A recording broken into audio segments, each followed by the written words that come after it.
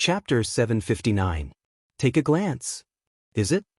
Yinla didn't understand half of Luo Nan's calculations, but she finally understood what lay behind Luo Nan's series of actions.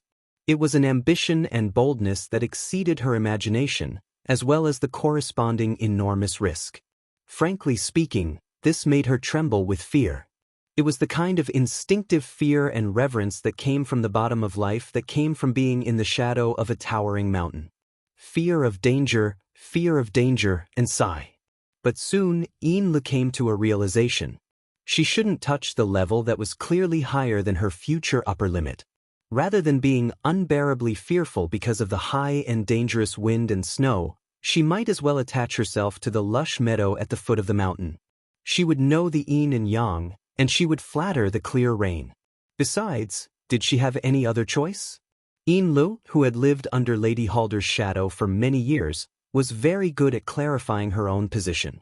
She was able to quickly adjust her mental state based on this foundation. She immediately shifted the focus of her attention to a domain that she could understand and accept. If we want to attract attention in the wasteland, it shouldn't be enough to just rely on the door of the laboratory, right? After all, that's part of the plan. The situation can be considered good. So there must be conflict. But the centaur's acting is pretty good right now, and this group of people are all drama queens. They're using a script of peaceful inspection. This analogy isn't bad. Luo Nan praised. He finally raised his head to look at her. You're right. It's impossible to count on them to make a mistake on the stage. Then we can only look backstage. Backstage? Yinlu analyzed the meaning of the word. All sorts of conjectures appeared in her mind for a time, but none of them were complete and clear. And right now, in the wasteland over 3,000 kilometers away, the centaur and the others didn't have any thoughts of stage or backstage. They energetically searched the bottom of the lake and the shore. Their enthusiasm was in full swing. It looked as if victory was close at hand. In reality, no one knew how long this process of approaching victory would last. The saltwater lake they were searching was in a rather serious state of pollution. The residual radiation would more or less affect the operation of the instruments. And the complex and rich mutant species in the water represented large and small conflicts. Even though the 7 searchers were all B-rank powerhouses with superhuman physiques, they still consumed a large amount of time and energy to submerge and resurface a few times. The only good news was that they were continuously narrowing down the area of influence. By noon, they had basically limited the area of influence of the abnormal power to 3 square kilometers around the magma chamber below the rock stratum at the bottom of the lake. However, if the depth and thickness of the water and rock strata were calculated, the remaining work was still a huge one. Jingxin had just come ashore after his previous shift. His clothes hadn't dried yet, so he couldn't help but grumble over the internal comms. From the looks of it, the chances of the underwater teleportation portal I hope for are getting smaller. If I had known that Brain Demon was so unreliable, I would have asked him for the password to the safe before he joined the operation. Now, it was Ma Hou and Jingxin's turn to search on the shore. The former had yet to completely crawl out of the shadow of his defeat to the black fog.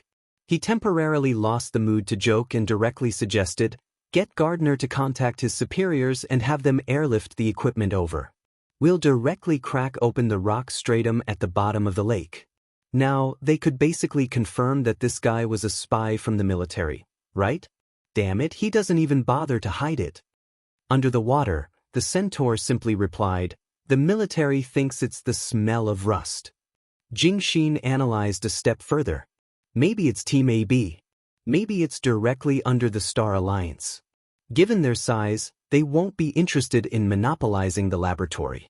No matter who gets it, they'll have to invite them to join in. Ma Hou found it strange. Then why are they taking off their pants to fart? All they need to do is wait for the various families to offer up their offerings. Because their internal relationships are more chaotic than those outside. God knows who will eat the offerings in the end. It's good to weigh it ahead of time. It's because it's weighing that they can't do it with great fanfare. Jingxin was truly slacking off. He had nothing better to do, so he chatted with Ma Hou. He casually evaluated the other participants. That guy, Chui Qinghe, is just a tool to act as the eyes of others. Li Taixing and the upper echelons of the Order of Justice behind him are the ones who should be the most vigilant. The Order of Justice has been preaching about the gate of truth for many years. There's nothing wrong with forcefully relying on the plain. They won't hold back just because they lost a secret word's first ablatum. This is the case in Xia City, let alone in these wastelands. Deep down, Jingxin was still rather fearful of his peers. He simply ignored the others. Hua Dian might be a mercenary from some financial group. It's impossible for him to go all out. Saint Anthony, on the other hand, hasn't come yet. There's not much to talk about when it comes to the ideals of the order. If there's a conflict, we'll just fight. There's also that Dean Welfare. I can't figure him out for now, but he feels like a backpacker who's wandering the wastelands. It can't be a coincidence, right? Jingxin's nagging flooded the intranet. The others were silent for a time. Jingxin responded to this in a good way. He instantly changed the topic. Hey, Horned Demon. Old pal. Don't you want to release more information about the laboratory? At the very least, its overall structure needs to be described more clearly. Otherwise, we might not even recognize it and miss it. Several seconds passed before Horned Demon replied, "There's no need for me to repeat it over and over again. Besides, I have no way of accurately describing it. As I said before, it was a labyrinth. Luo Yuandao's laboratory is placed at the entrance of the maze, but it will occasionally venture deep into the maze due to complicated factors. At that time, the laboratory will be like a hanging basket by the side of a well. It will prevent you from falling into a bottomless hole." It's just a description. Horned Demon was helpless against Jingxin's boredom. Let me make another suggestion. Rigorous researchers and careful explorers will be safer there. However, the greatest harvest still belongs to the lucky fellows. The last lucky person was Luo Yuan. I hope I can be the next one. Jingxin chuckled. In the various wilderness laboratories, there's a publicly acknowledged law. All luck is accumulated on accidents, corpses. How many people are you planning on letting die for you? I don't know either, so all of you be careful. Out of professional ethics, I will try my best to push your priorities to the back. As for the other participants, I hope that we can reach a consensus. What do you mean by consensus? Physical bodies first. Those with no one behind them first. Of course, if I were to line up, I would kick that bastard gardener in first. It's not only because he has a physical body, but also because he has a disgusting mouth. At this moment, Jingxin and Monkey laughed strangely, but they were also vigilant. It was probably because they had renewed their understanding of Horned Demon's powerful grudge. It was also at this moment that Fat Dragon's thought interjected. This powerhouse, who always maintained his calm or stiff state, reminded them in a timely manner, it's time to change shifts. Also, cut the crap. It's too wasteful. Yes, Captain. I'll follow your orders. He had no choice but to listen. This internal communication network was built based on Fat Dragon's mental network. To him, every single word of the conversation that flooded the screen was an extra burden. Although the burden was as light as nothing. Horned Demon began to turn around. In fact, he didn't like the environment at the bottom of the lake. Even if he risked radiation damage and took a mouthful of lake water, he would get a terrible chaotic outcome. This was not a good sign for a psychic. Perhaps he should try taking something more substantial from the bottom of the lake. Once he thought of it, Horned Demon spun in the water and dug up some silt and aquatic plants. As he floated up, he stuffed the greenish-black filth into his mouth. It seems to contain the heat of the magma chamber. That's the smell of the endpoint, but it's too dry. It's not particularly good to point up. Horned Demon tasted, thought, and raised his head again.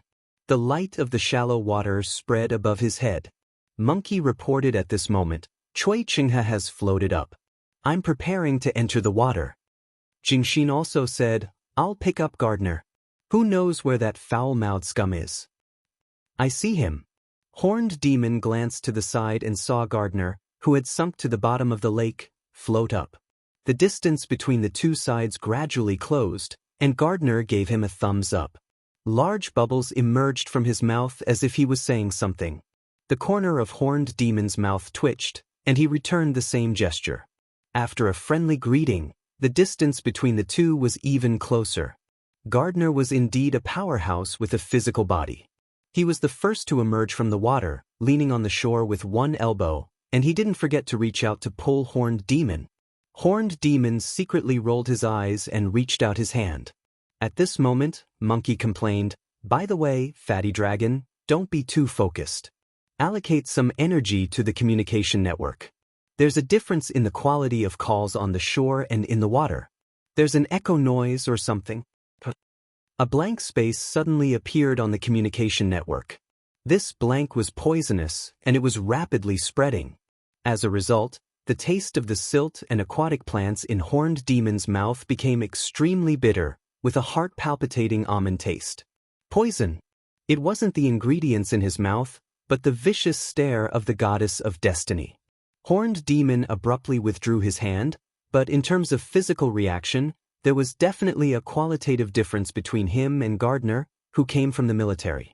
He didn't completely dodge, and the fingertips of his index and middle fingers were viciously pinched. His bones and flesh were instantly twisted and deformed. Before the pain could be transmitted back, his body was pulled up.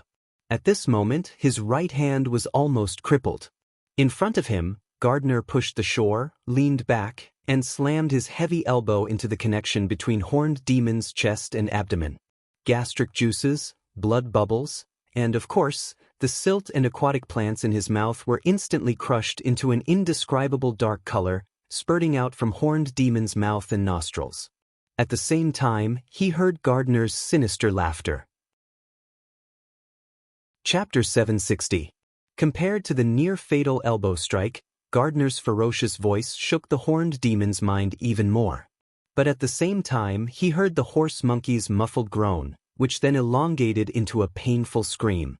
The scream was filled with danger, and it suddenly pulled the Horned Demon out of his trance. He didn't have the time to think about something more complicated. He chased after the sound of the horse monkey's scream, opened his mouth wide, and screamed. His face, body, and even the surrounding water waves were violently distorted. The resulting impact and the psychic-piercing damage hidden deep within fused into one, and it was effectively concentrated as it blasted straight at Gardner. At the same time, an illusion was also released. It wasn't exquisite, but it was just right, turning the surrounding turbulent waters into a distorted, broken, and blurry mirror image in the blink of an eye. And before all of this happened, the Horned Demon had already silently twisted off the index and middle fingers of his right hand that Gardner had firmly clamped down on. His flesh and bones were completely severed, and he also used the chaos created by the water and sound waves to fly backward. Due to the pain from the elbow strike, the centaur instinctively bent over, and his entire body arched like a prawn. Although Gardner was blocked by his escape method and his body stagnated, he still quickly extended his arm and swung it. His fingertips brushed past the centaur's forehead, cutting through the skin and flesh, scraping the skull, and almost lifting up the top of his skull. The Horned Demon gritted his teeth, enduring the pain and dizziness, and his retreating figure suddenly deviated. It was only at this moment that Jingxin and Fatty Dragon, who were on the shore and underwater, truly reacted. The latter's reaction was even more direct. In this turbulent waters, all the fish, waterfowl, and other flesh and blood life forms exploded in an instant, forming bloody fragments that were like grenade fragments that covered a vast space with a radius of 30 meters in the blink of an eye.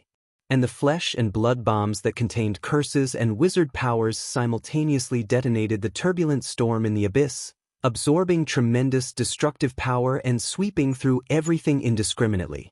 In fact, the Horned Demon, Jingxin, and the horse monkey had all received the blessings from the propping mulberry tree's branches, leaves, and roots at that moment, shielding them from the blood curse's damage to the greatest extent. On the other hand, Gardner and Cui Chinghe, who had also attacked the horse monkey, had to turn back and dive deeper into the water to temporarily avoid the brunt. Even so, they were unable to completely dodge it and suffered injuries of varying degrees.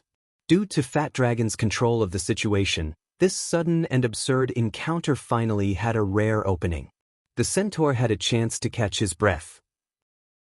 Instead of retreating to the deep waters, he took the opportunity to turn to the shore, just in time to brush past the deadly gardener and meet up with Jingxin, who had rushed over to provide support. He was saved for the time being. But at this moment, the root network of the propping mulberry tree was extremely blank. On the shore not far from the centaur, Maho's body was half in the water and half on the shore. He seemed to want to climb ashore, but his movements were stiff. His throat issued a ho-ho sound. He stretched his hand forward, but his body leaned back. By the time Jingxin rushed over from the horned demon's side and reached out to grab it, Horse Monkey had already collapsed backward. It plunged heavily into the green water and began its final convulsions.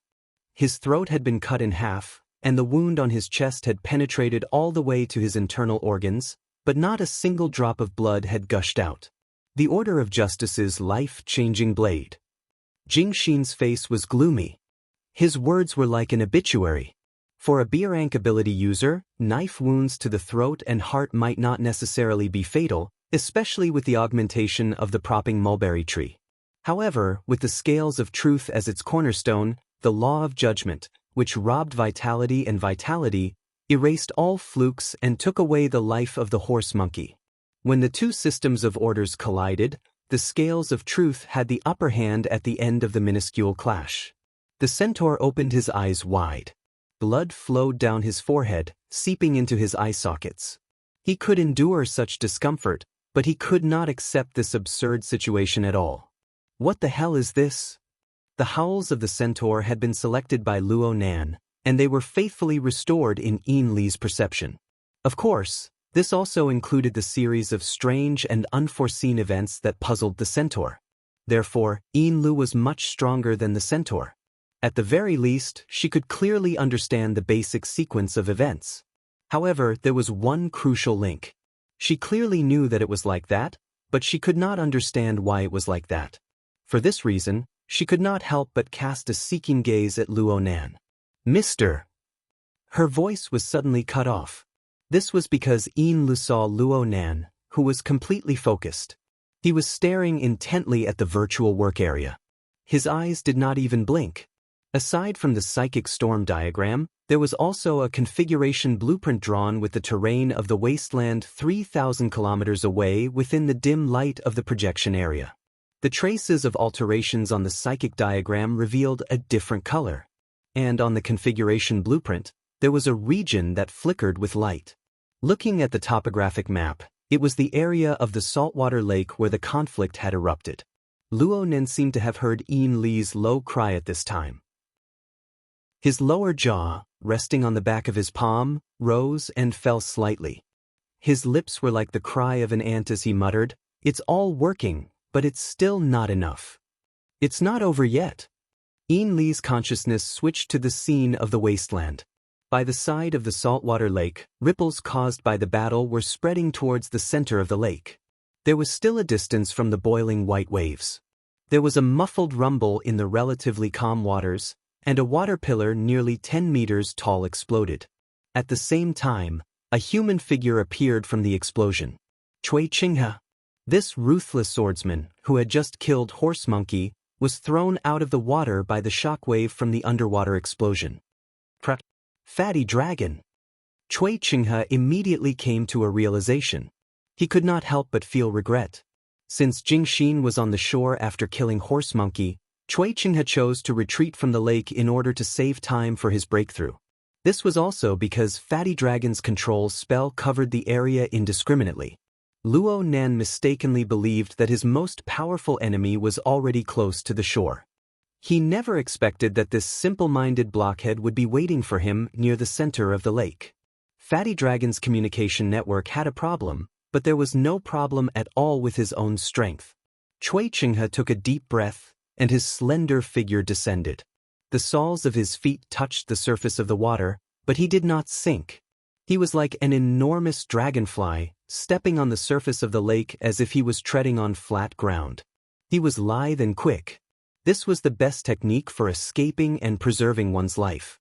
The problem was that the water column that exploded beside Cui Qinghe, in addition to the shocking impact, every living being in it had a round of flesh and blood explosion.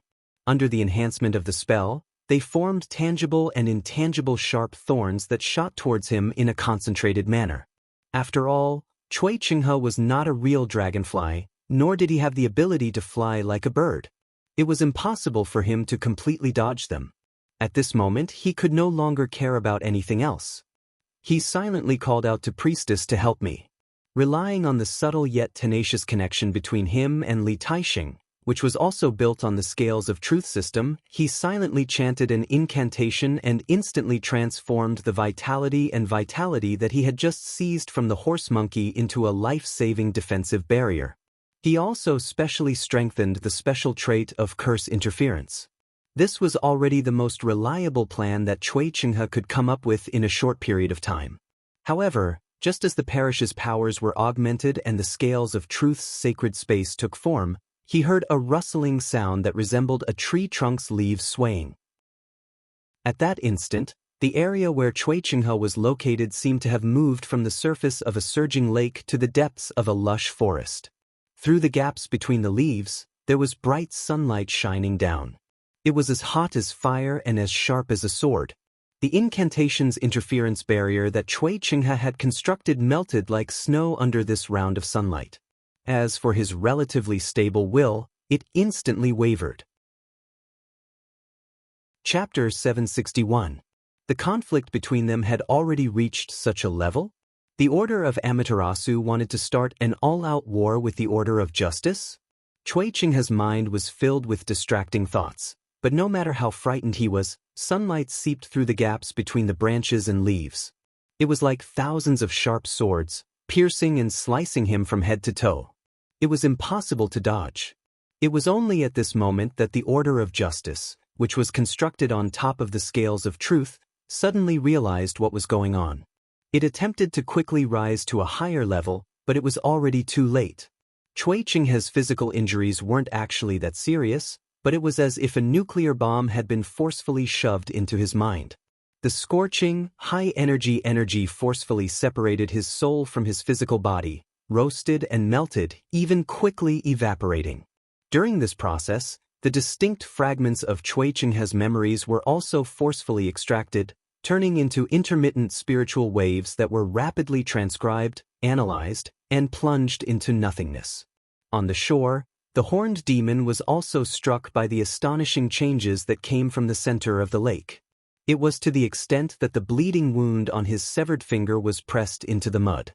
He was completely unaware of the pain and could only turn his head in shock. In reality, he could not see anything with his eyes, but his mind had already been submerged by the lingering spiritual light from the center of the lake.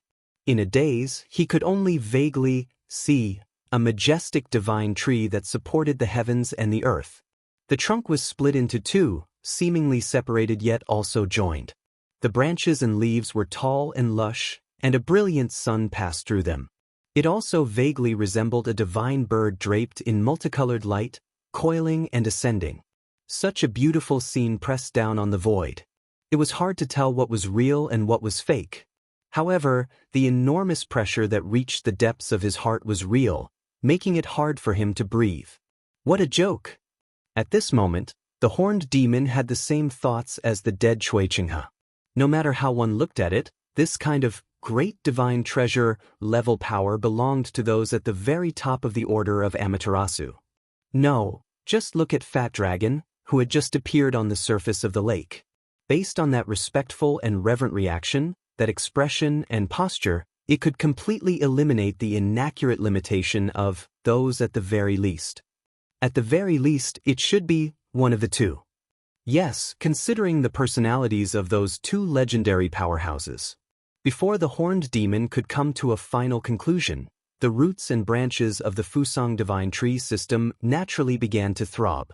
That majestic divine tree lay across the spiritual plane. 10 suns rotated and its light shone brightly.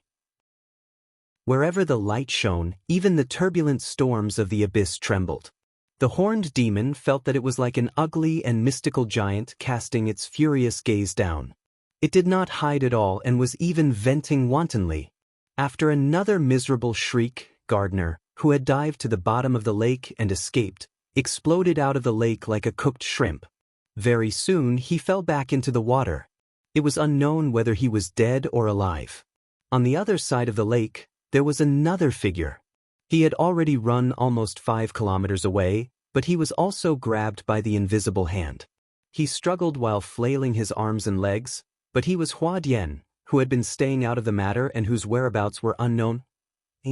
Although it was said that the Lord True God was an impulsive person that was rarely seen among extraordinaries, wasn't he a little too impulsive in this situation? Being connected to the Amaterasu cult, the centaur demon was inevitably affected. He had clearly become a slightly thicker tip in the roots of the towering divine tree. Powerful energy spread outward through him, and a large amount of information was collected through him. Obviously, the impulsive demon was particularly concerned about the matter at the saltwater lake. Was it because the church system he established was hacked? The centaur was not a fool. When things came to this point, he could also understand from Gardner and Chui Chinghe's counterattack. There was a problem with their internal communication network. Otherwise, how could Gardner accurately combine those 3 malicious keywords and send them back? However, no one had expected that the reaction of the impulsive true god would be so strong that it was beyond imagination. Before the horned demon could finish his thoughts, the impulsive demon behind the distant deep space did something even more outrageous. The sound of water suddenly stopped. The surging lake surface was suddenly suppressed by an invisible force. It was a real suppression. Whether it was the gentle waves on the shore or the boiling water in the middle of the lake that was evaporated by the heat of the lava, everything froze in an instant. The sun was shining, but it seemed like the entire lake's surface was frozen. Or perhaps, it was time and space that was frozen. A buzzing sound rang out. It descended from the mental plane and crushed into the material world. The horned demon's mind shook, and his entire consciousness went blank for a long time. "Oh no!" Inla cried out involuntarily. The image she received suddenly distorted and turbulent, showing how difficult it was for Luo Nan to receive the information. What truly bombarded her mind was the faintly discernible shadow of the towering tree in the turbulent image. She was in Ban City, and she was a member of the secret order. Of course, she knew what kind of danger it represented. The majesty of the Fusang divine tree manifested itself. At the very least, one of the 2 extraordinaries, the Pope and the True God, had personally made a move. Inla did not dare to continue watching. She also did not want Luo Nan to be distracted and sift through the images and information for her. That was the Fusang divine tree manifesting itself.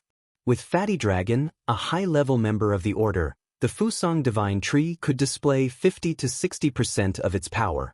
50 to 60% was also the power of an extraordinary. The problem was that since Luo Nan was showing it to her, it was not easy for Inlu to refuse. She had the heart to refuse, but she was worried that she would distract Luo Nan's attention. She opened her eyes to look, trembling with fear, but she saw that Luo Nan's posture was still the same. He was still sitting there. His 2 hands were intertwined and lightly propped against his chin.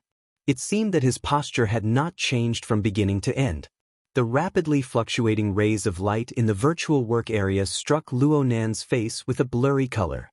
At first glance, Luo Nan looked cloudy and clear, but his clear and tranquil eyes seemed to be able to contain and suppress all chaotic elements. It seemed that Luo Nan felt Yin Li's gaze. In the next moment, Luo Nan specifically turned his face to explain to Yin Lu, "The carrier of the sensing network has been tossed and turned. Right now the visual effect isn't too good. Just bear with it for a bit." Now was not the time for idle chatter.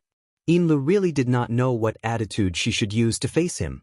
Right now she could roughly see that rather than bickering with Luo Nan about the focus of his attention, or trying to distinguish the violently distorted image from a distance, it would be better to look at the 2 drawings in the virtual work area in front of Luo Nan. This was especially true for the configuration design drawing below. The bright area related to the saltwater lake had all sorts of structural lines flickering with light. At the same time, some of them simply collapsed. Yin Li's heart endlessly contracted and expanded as the light flickered. Actually, they were already fighting. Indeed, the 2 were fighting far away from here. A distance of over 3,000 kilometers was not an exaggeration to say that it was the ends of the earth. But the problem was that Luo Nan was currently in Ban City. He was in the headquarters of the Amaterasu Order. Even if Ouyang Chen or Her Majesty Empress Wu personally came, they might not be able to easily escape. Relax. The current trend is very good. Luo Nan's fingers covered the corners of his lips, and an inexplicable smile appeared. He narrowed his eyes and softly calculated. 52% were discovered by touching. 21% were directly destroyed. 9% were grasped by the veins of the design. As for cracking, 1%. Chapter 762. On the top deck of the Ray, Luo Nan's posture finally changed as he sat on the bench in the sunlit area. He leaned back, his back touching the cushion. Under the illumination of the gradually slanting sun, a soft feeling started from here and gradually spread to his entire body. Phew! This long breath not only expelled the waste from his body, but it also threw away a small portion of his psychological pressure. There was a moment when Luo Nan even wanted to close his eyes and take a short nap. But in the end he locked his gaze onto the virtual work area. He let the psychic map, which was filled with danger and the unknown, give him new stimulation. Yes, it was still too early to relax. It was still too early. Mister? The current Yin Lu already didn't know how to communicate with Luo Nan. Luo Nan stared at the two maps in the work area. He searched back bit by bit from his instantly relaxed state. He found that feeling of tension and danger. During this time, he didn't mind chatting with Yin Lu. If you go hunting, of course, I'm not talking about the recreational type. I'm talking about the survival type. Yin Lu couldn't grasp Luo Nan's pulse at all. She could only follow his tone and say, "Yes, I understand. It's like I'm a nomad in the wilderness. I'm going to hunt for rations for tonight and the next few days." Excellent. That's exactly what I meant. Luo Nan really liked Yin Li's understanding of others. This saved him a lot of effort. He continued to talk about the background settings. Right now, you have a few knives that aren't particularly sharp, but they can still bleed. You have quite a high level of skill in setting up traps. You've been staring at your prey for a long time. You've prepared for a long time. You know its ins and outs and its movement patterns. You have a high chance of luring it into a trap. And it doesn't know anything about you. But it's an extremely dangerous mutant. It can tear you to pieces as soon as it escapes the trap. Will you make a move under these circumstances? Yin Li didn't speak for a while. Her mind flashed back to the letter that she hadn't sent yet. Some of the deductions and conjectures in the letter were rapidly corroborating with reality. Perhaps she should say, "Just as I expected." It was just as she expected. Luo Nan was currently planning a hunting operation, and it could already be determined that the target that could cause Luo Nan to be cautious and hesitant right now was certainly a powerful person of the extraordinary rank. "Will you make a move?" Luo Nan asked again. "I will." Yin Li's voice was very soft, but it was extremely bright and resolute. "I will make a move." "Oh." He's made so many preparations and spent so much time and effort. It's obvious how strong his killing intent is. Therefore, it is inevitable that we will make a move. It's just a matter of choosing the right time. Luo Nan nodded slightly. It was interesting to say things this way. He then asked, "How would you choose the right time?" The most ideal situation is, of course, to think of ways to strengthen the traps and sharpen the blades until there are no mistakes. But since it's a survival hunt, we have to consider physical strength and hunger. Also, we have to avoid bumping into another dangerous target during this period. Yin Li's words were filled with the intention of admonishing him. Her gaze was also on the psychic diagram. Unknowingly, she had some understanding of the meaning behind the diagram. At this moment, when he looked at the three tornadoes that pierced through the sky and the sea, he felt his heart palpitate with fear and unease. "Oh, cut the Gordian knot." "Sure," Yin Li spoke hurriedly. The words, "temporarily detour," were stuck in her throat when she bumped into Luo Nan's sharp and penetrating gaze. She suddenly choked up, lowered her head, and opened her mouth again. The meaning behind her words was completely different. If you want to make a move, the blood flame order may not be that sharp, but it can still be used by you. This isn't just my opinion. This is also the madam's opinion. Luo Nan laughed, but he didn't go any deeper into the conversation. He just waved his hand, indicating that the topic was over. His figure straightened once more and he leaned forward slightly. He looked at the configuration design while paying attention to the current situation in the wasteland 3,000 kilometers away. There, the power of the Fusang Divine Tree was wreaking havoc. However, the focus of Luo Nan's attention was clearly diverted. From his perspective, the core of this matter had already evolved from the simple goal of finding his grandfather's laboratory to a complex experimental design. He had designed and constructed a quagmire. His original intention was to place a stink bomb to torment those bastards who had ideas about the laboratory. However, the quagmire soon became a testing ground, and it became a touchstone. The impulsive and action-oriented member of the Amaterasu Order used a coordination ability that far exceeded Luo Nan's expectations. He used the most violent methods to demonstrate to Luo Nan the most likely result of a collision between the apex experts of the inner world and the configuration system. Luo Nan was very happy. As always, the configuration system displayed its powerful and reliable structure to Luo Nan. And this time was clearly different from the examples he had tested back and forth in recent times. It was infinitely close to actual combat. It was the closest to Luo Nan's future practical application. This was an excellent standard of reference. The Fusang Divine Tree had manifested its divine might, the will of the Pope or a true God had descended, but the true body had yet to arrive. Basically, it was equivalent to the out-of-body state of a mental type extraordinary. Yes, there was also the level of strength after the fleshly body suffered heavy injuries. Luo Nan could see that the configuration module in the saltwater lake region was rapidly collapsing, and the speed of the collapse was growing faster and faster. Luo Nan looked at the time. Over 200 seconds had passed since the enemy arrived with monstrous hostility to carry out a destructive search and trace back the hidden veins. Even if he chopped it down in half, he would still have plenty of time.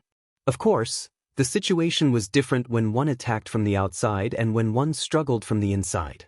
At the same time, one had to consider that the venting was destruction. The power that erupted from the struggle for life would be vastly different. There was one more thing. Luo Nan looked at the reactions of the others. It seemed that all of them were focused on the matter of the Fusang Divine Tree's system being blackened. They didn't pay too much attention to whether or not Gardner and Cui Qinghe's intense reactions were appropriate. Did they feel that the changes in people's emotions were unreasonable? But Cui Qinghe's soul had been forcefully stripped away and analyzed in a destructive manner.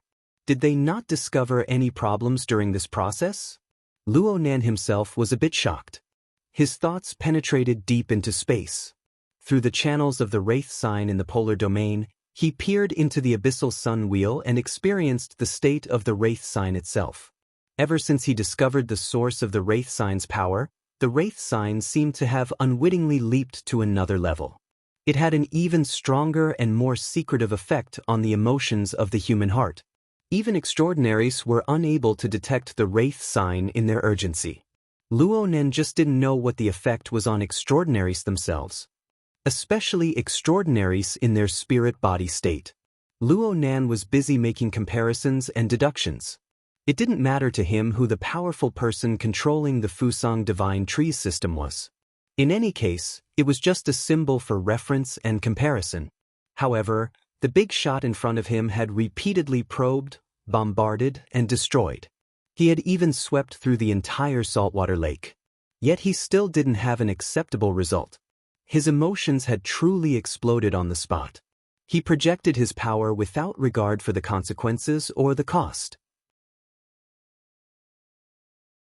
Chapter 763. The centaur was probably the unluckiest one. As a psychic, his perception was finer and more sensitive than the other two. There was some information that he couldn't block even if he wanted to. In a trance, he was guided by the power of Fusang Divine Tree. He penetrated the water body, the rock layer, the mud, and the magma chamber. After repeated interference collisions, he even vaguely encountered some strange structures. The centaur could feel that the true god was gradually paying more attention to these strange structures. He kept scanning and analyzing them, but these structures themselves had been integrated into the material structure of the water body and rock layer. There was even a part that seemed to be closer to the changing spacetime itself. The centaur was far from being able to experience the specific spacetime structure. It was only under the influence of the Fusang divine tree system that he came into contact with some content beyond the scope. This was barely a good thing. It broadened his horizons and deepened his level. It was also beneficial for his future training. The premise was that he could struggle to survive today's terrible situation. The centaur's pessimistic expectations came from the true god's poor progress and his increasingly restless emotions. From his point of view, the true god's searching and scanning work seemed a little crude. At least, compared to the delicate structure that was engraved on the mud, rocks, water, and even the changes of time and space, it was too crude. The physical accuracy of these structures was actually very average. Perhaps they were scratches on the rocks or obvious deep trenches in the mud layer. Many of them were visible to the naked eye.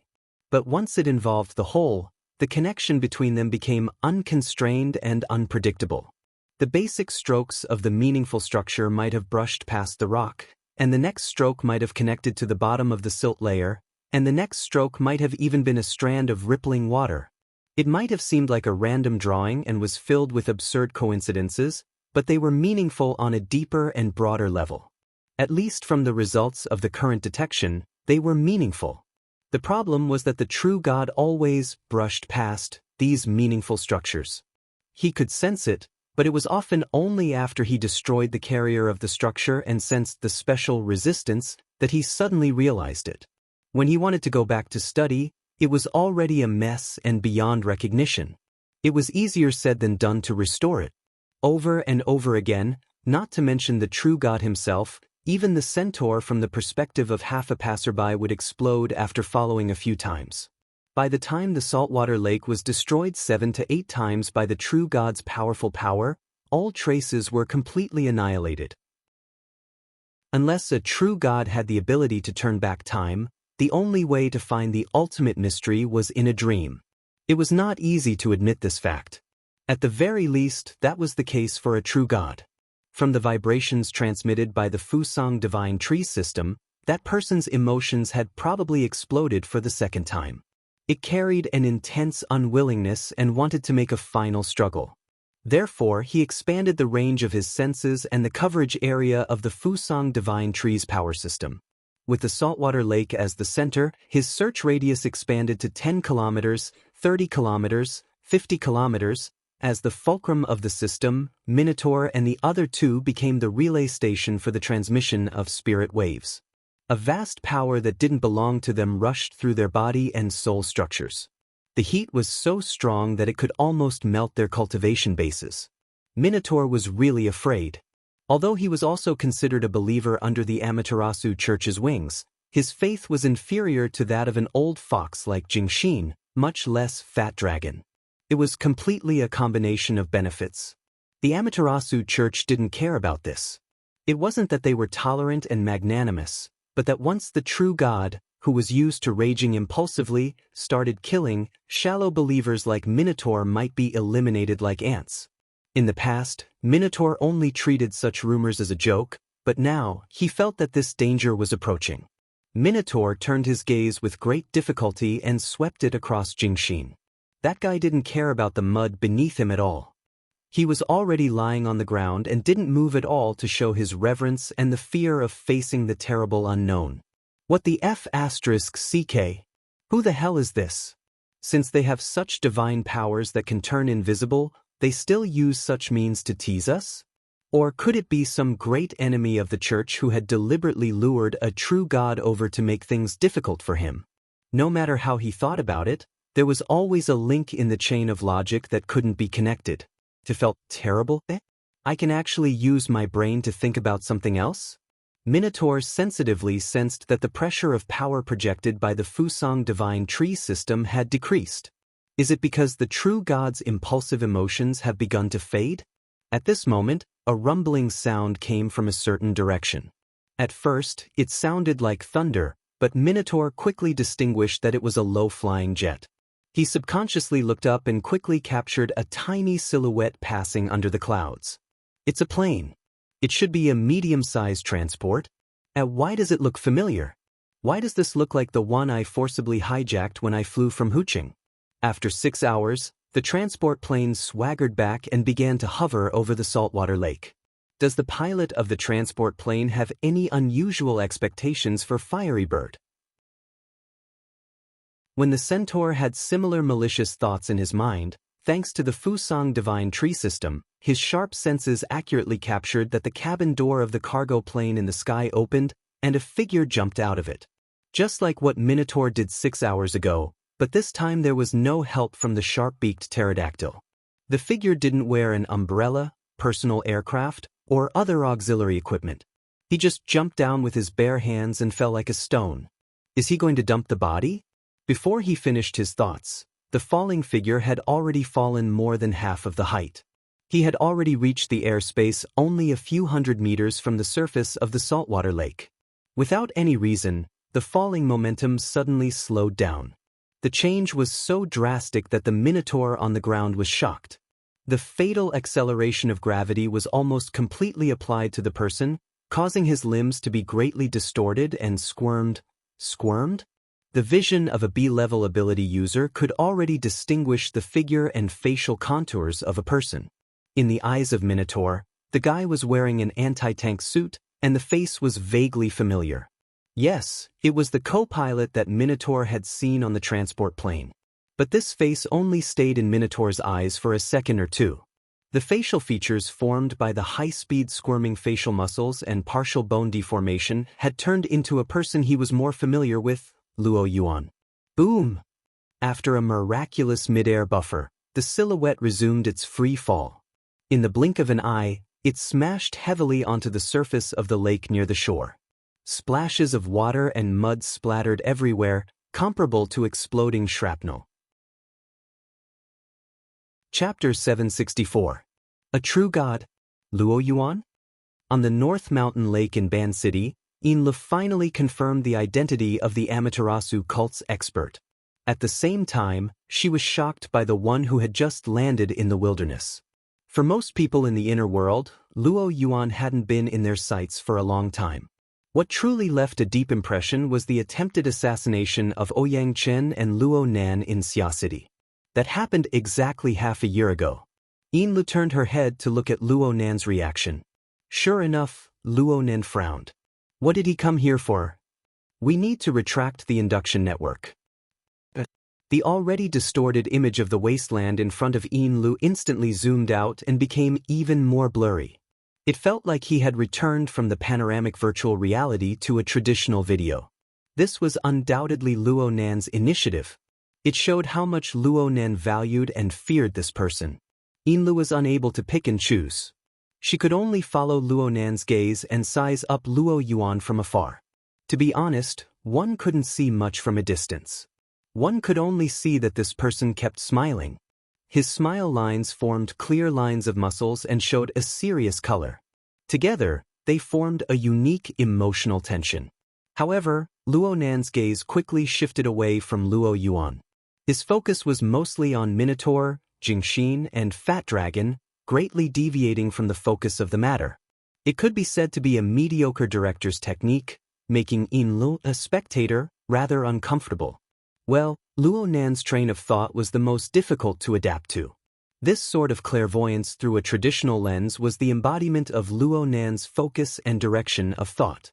It was truly different from ordinary people. Luckily, Luo Nan didn't forget his responsibility of broadcasting. He explained a bit to Inlu. I've been monitoring this fellow quite often recently. He's very sensitive, so I need to change my usual methods. Also, I'll do another experiment. By the way, Inla would rather not hear this explanation. Compared to the little struggle in Inli's heart, the Minotaur who didn't know that he had become someone's focus was really in a dilemma. The one who fell from the sky crashed into the lake and greeted him as if nothing had happened. At the same time, he slowly walked to the shore. As the distance approached, The centaur could clearly hear the sound of bones and muscles twisting and tearing. The damage from falling from a high altitude was real. But amidst this cacophony, there was clearly a rather harmonious sound that represented the traces of controllable power. It was precisely this power that gathered the body of the co-pilot that should have turned into a pile of flesh and blood, temporarily turning him into another person. Fan Lu had mentioned that the two transport pilots were both products of the gene exchange. They were clones created from genes and asexual reproduction. It was also the carrier of Luo Yuan's power. Luo Yuan did not establish a religious system such as the Fusang Divine Tree or the Scales of Truth, but through those products, his power and consciousness could still be projected to every corner of Earth. Seeing this person here and now, Horned Demon felt uneasy. In fact, after Luo Yuan set foot on the shore of the lake, he stared at the centaur for a long time. Not only his sight, but the centaur's super-perception that was enhanced by the Fusang Divine Tree system could also clearly feel that above the chaotic and turbulent abyss area, in the deep polar region that was even harder to detect, there was a deadly cannon that silently adjusted its direction and pointed straight at them. I won't be treated like Ouyang Chen, right? If Luonan can do it, then so can I? Phew. Horned Demon's mind was a bit chaotic. Exploring the polar region, he directly felt that Luo Yuan was the ultimate weapon that intimidated all powers and won the respect of the masses. This was an achievement worthy of commemoration, but it was also an even crueler test. After all, this was the planar crossbow. This was a nickname that came from Xia City, and it was quite famous. It was also under the intimidation of this ultimate weapon that the restless true god temporarily recovered his calm. Fat Dragon, who had experienced a fierce battle in the lake water, slowly walked ashore. His originally stiff pupils radiated a divine light that was as brilliant as the morning sun. Soul possession. Pes. Luo Nan quickly eliminated a certain possibility from the yacht. Inla felt quite subtle. Whether it was Luo Nan, Luo Yuan, or True God, all three of them used inconceivable methods to project their own power and consciousness thousands of kilometers away. Their methods of projection were different. No matter which one it was enough to make one feel awed. But in the current situation, why did she feel that Luo Nan was the one who held the upper hand? He maintained a hidden and transcendent state. It was something that True God and Luo Yuan could not discover, and it was hard for them to reach. Yes, you can't compare it like this. Inlu was a little scared by her own thoughts. She instinctively shook her head. Luo Yuan also found the right target for conversation. He greeted the special existence that was in the form of Fat Dragon, but in reality, he was a true god for the second time. Lord True God, your temper is still so irritable. The laboratory isn't that important. Why do you need to get angry? It wasn't because of the matter with the laboratory. Luo Yuan's words were too matter-of-fact. Horned Demon and Jingxin really wanted to correct him. But the True God, who was the most impulsive, didn't express anything. Moreover, the restlessness that pervaded the Fusang Divine Tree system continued to fall. Perhaps it was because he was afraid of Luo Yuan's planar crossbow, or perhaps he didn't want to let this powerful person of the same level laugh at him. The True God tacitly agreed to this matter. Fat Dragon obeyed his will and spoke in a low voice. What are your plans for coming here? I'm an outsider. I came here because I was entrusted by someone. If I really want to talk about my plans, some people want to make money without knowing their intentions, but they have shamefully failed. I came here to watch a joke. As he spoke, he hooked his finger at Horned Demon, who was still half submerged in the water. His smile remained unchanged, but it made Horned Demon's heart suddenly twitch. Horned Demon subconsciously looked at Fat Dragon, but the latter didn't express anything. An ominous premonition lingered in his heart, but Horned Demon couldn't refuse. He didn't even have the confidence to put on his usual crazy appearance. He could only take a deep breath, slowly climb ashore, and drag his way over. The distance between the two wasn't long, so they quickly approached each other. It's worth the ticket to watch you make a fool of yourself. I shouldn't be fussing with you. However, your employer is very dissatisfied with your stupid appearance, and Toyama Auction House has been pressuring you. Speaking of which, you should know what the stupidest thing is, right? Luo Yuan's tone was relaxed, without any feeling of reprimand. The corners of Horned Demon's eyes twitched slightly, and the bad feeling continued to worsen. According to his temper, he wouldn't answer such a question, but now he unconsciously made a stupid response. It's spreading news about Wu Jun. You actually know. Nonsense, of course Horned Demon knew. Actually, it didn't matter how big of a commotion he caused in the wasteland. The manipulator behind the scenes and the Toyama auction house had the ability to limit the negative effects to a certain range. Only spreading the news about Wu Jun and Luo Yuandao's laboratory was tantamount to smashing the auction house's pot. It made the value of a unique auction item instantly drop by half, or maybe even more. More importantly, once the news reached Luo Nan's ears and reached Xia City, it would be hard for them to pinch Luo Nan if they were to find him first. The treat plan would be in danger of being stillborn. Horned Demon knew this clearly, but he never cared. He had this kind of temperament and character. However, at this moment, he began to feel weak when facing Luo Yuan's smiling face that remained grave and stern. Luo Yuan didn't give him a chance to be at a loss. He reached out and patted Horned Demon's right shoulder. His tone seemed to be sighing. A woman marrying more than one person hurts her character. She might give birth to a son without an asshole. You might not be able to live until then, so it probably doesn't matter. But right now, you need to learn a lesson. At the very least, you need to let the stakeholders vent their anger. Horned Demon's pupils contracted. His body tensed up instinctively, but it was useless. He didn't even have time to react before his right arm was in severe pain. 2 of his fingers had already been torn off. Luo Yuan grabbed his arm and forcefully tore it off from his shoulder. A blood-curdling scream rang out, but under the control of Horned Demon's instinctive suppression, it turned into a roar that rolled in his throat. Horned Demon's figure fell down. His limb was torn off, and he was bleeding profusely. The corresponding psychological trauma nearly made him kneel on the ground. But in the end he managed to stand up with difficulty. He just bent his waist, barely maintaining his trembling body. His mouth oozed bloody saliva, and his eyes sprayed poisonous flames. He stared fixedly at the muddy shore of the lake. It was as if his mortal enemy was hidden in the ditch there. At this moment, whether it was on this side of the wasteland or the distant North Mountain Lake of Ban City, the air froze. Only Luo Yuan's hoarse voice echoed, "I hope you can accept and understand this punishment." To tell you the truth, as a former employee of the laboratory, I chose a slightly more severe method. I feel much more comfortable now. Horned Demon's body just trembled. He didn't say a word. In fact, even he was surprised that he was able to keep his mind clear, calm, and restrained. He wasn't the only one who was surprised. Lu heard a low cry beside her, and there were some words. She didn't hear it clearly due to the excessive vagueness. When she looked back, she only saw Luo Nan's lips slightly open and close. She was unable to distinguish it. But at this time, Luo Nan's lens was firmly locked onto Horned Demon's body. Luo Yuan held the severed arm that once belonged to Horned Demon in his hand. This severed limb was still twitching. He raised his eyebrows and placed the torn wound before his eyes.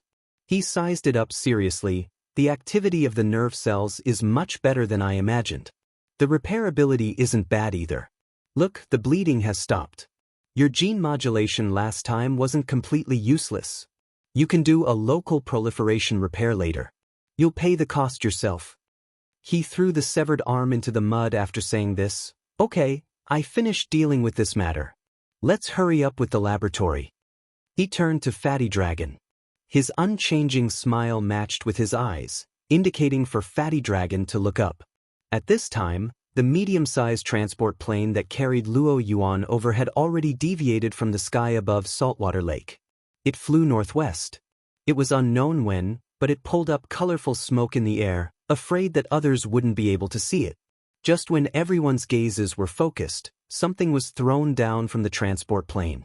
Of course, it wasn't a person this time. It was a beacon that pulled up colorful smoke. Chapter 765.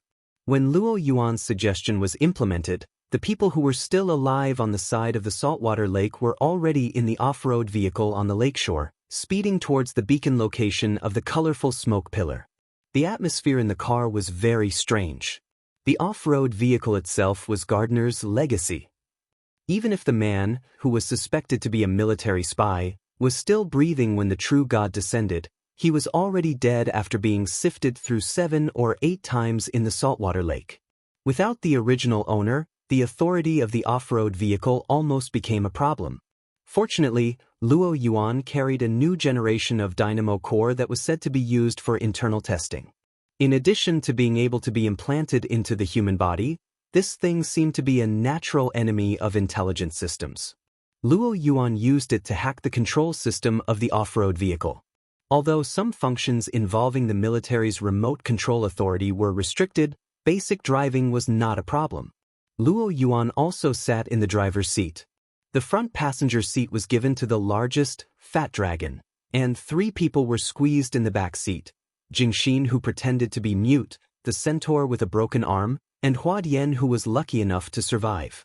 Jingxin's talkative attribute disappeared the moment the true gods will descended.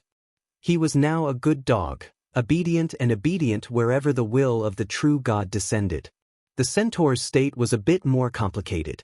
He found the medical box from the off-road vehicle and was bandaging the broken arm. However, he looked at his hand movements.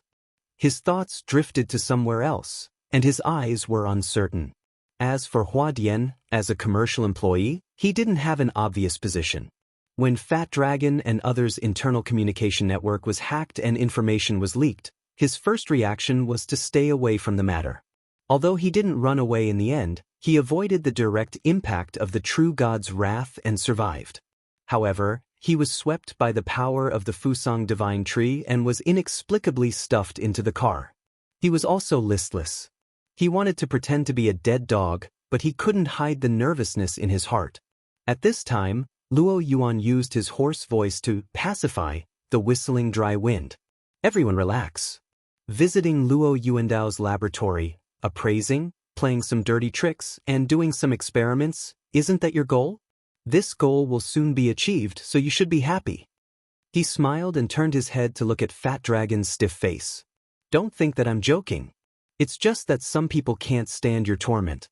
As an outsider, the reason why I'm here is because I've been entrusted by someone. Let's not talk about the distant matters, but at the very least, I have to make sure that the Toyama auction house is all right. Speaking of which, you're considered a major shareholder. Fatty Dragon glanced over, his eyes glowing like the sun, and the pressure on the spiritual plane was as strong as a storm. However, Luo Yuan didn't care at all. The centaur can come over, and everyone has already turned a blind eye to it. But with such a big movement, the auction item that was won with great difficulty may not be sold. At that time, Lord True God, I'm afraid that your Pope Father won't look too good either. Before Luo Yuan could finish his sentence, Horned Demon, Jingxin, and Hua Dian, who were at the back, lowered their heads at the same time regardless of their physical or mental state. They really treated them as 3 dead dogs, yearning to spit out their tongues and die to prove their innocence. The relationship between the 2 extraordinaries, the true god of the Amaterasu cult and the Pope, as well as the story of how the Amaterasu cult started, was more or less a taboo in the inner world. The son was a true god, and the father was the Pope. Such a strange configuration of the upper echelons almost confirmed the nature of the Amaterasu cult as a grassroots cult before its rise. Some things could be said in private, but it would blow up if it was said in person. Horned Demon and the others seemed to be able to hear the groan of the off-road vehicle under them on the verge of collapse. But in the end, the off-road vehicle still arrived near the beacon thrown by the transport vehicle in relatively good condition. Just as the vehicle arrived, 2 figures appeared on the horizon of the wasteland. The distance and direction were different, but their unhurried pace was similar. It felt like they were calmer than the group of people who came by car. Anthony and Vanda. They've been nearby for a long time. The will of the true god in Fatty Dragon's body made a direct judgment. Everyone who comes is a guest. Don't you also wish for more visitors? Luo Yuan waved at the 2 in a friendly manner, then jumped out of the car. The light in Fatty Dragon's eyes swept over the two people. The aura on Anthony's body flowed sluggishly like liquid mercury. It was obvious that he had endured a power that far exceeded the limits of his body and soul structure. This was what it looked like when a mortal used divine methods. As for Vanta, from the true God's point of view, Vanta's consciousness was completely sealed in the fortress built of a physical body. Apart from some fluctuations that radiated, there were no other traces. Even with the power of the Fusang divine tree system, it was impossible to determine the truth in a short period of time. However, this action at the level of an ability user was probably equivalent to an ordinary person blocking their mouth and nose to hold their breath, but he could actually hold it. He was quite a strange fellow. At this moment, Luo Yuan clapped his hands to attract everyone's attention. It was almost exactly the same as what Horned Demon had done a few hours ago. Jing Xin subconsciously glanced at Horned Demon, but the latter was in a daze and did not seem to notice. I know that everyone is here for Luo Yuandao's laboratory. Now that everyone has been gathered here, I want to save some time and the negative impact it will bring. To put it simply, if there's anything, go to the laboratory to solve it. Don't mess around outside. The people who came with the off-road vehicle already knew the ins and outs of the matter. Anthony and Vanta could not hide their puzzlement. They did not know why Luo Yuan jumped out. Luo Yuan did not explain further. He quickly cut to the point. Due to the characteristics of the laboratory entrance's irregular movement, almost no one can lock onto the area where the entrance is located over a long period of time. Except for Wu Jun. The few people from the Amaterasu parish added in their hearts. However, Horned Demon had some luck. Of course, there is also the surprising greed of a certain parish. He locked onto this relatively narrow area with relative accuracy. In this way, for a former laboratory employee like me, finding the entrance is more or less up to the task. The smile on Luo Yuan's face seemed to become deeper. When we were maintaining the anchoring device back then, we often used this matter as a bet. Of course, we must first eliminate Senior Sister Qinwen, otherwise there is no way to play. Come on, the top auction item worth 100 billion, the future hot research base, and of course, the Holy Land for writing papers, Format 70 Research Institute, welcome everyone. Following his voice, a mechanical squeaking sound came from the ground under everyone's feet. At Luo Yuan's feet, a part of the red soil sank, revealing a rather deep hole. Chapter 766. There were no natural anomalies, nor were there any lighting effects. It was just a bare cave with a series of creaking sounds on the uneven red soil. There was a flight of stairs at the bottom. This setup was barely passable as the entrance to a secret laboratory in the wilderness, but it was far from what everyone had been imagining and trying to figure out for a period of time. There's no need to be suspicious. It's here. Everyone just come to the front. The 7 people present gathered together. The participants of the transaction in front of this door maintained their original state of mind. Most of them maintained an intense and urgent interest in the laboratory. However, they were more or less stunned when they saw this scene. This is Bo Qingwen's design. It is said that the structure of the door is based on solid rock. There are requirements for the environmental structure, so no matter where it is moved, it must touch the ground. This design is quite basic. It doesn't rely on instruments to complete it. Therefore, the people from the Toyama auction house couldn't do anything about it when they dismantled the anchoring device. Of course, in order to avoid moving it into the water, opening it at the bottom of the lake and causing water to flow in, the anchoring device was designed to avoid danger. Fortunately, the saltwater lake you guys are in doesn't have this thing. Otherwise, you would have to struggle with the water first. Fatty Dragon occupied the largest area in front of the cave. The will of the true god attached to Fatty Dragon scanned the ordinary door on the ground a few dozen times. It muttered to itself for a moment before turning its gaze to the Horned Demon.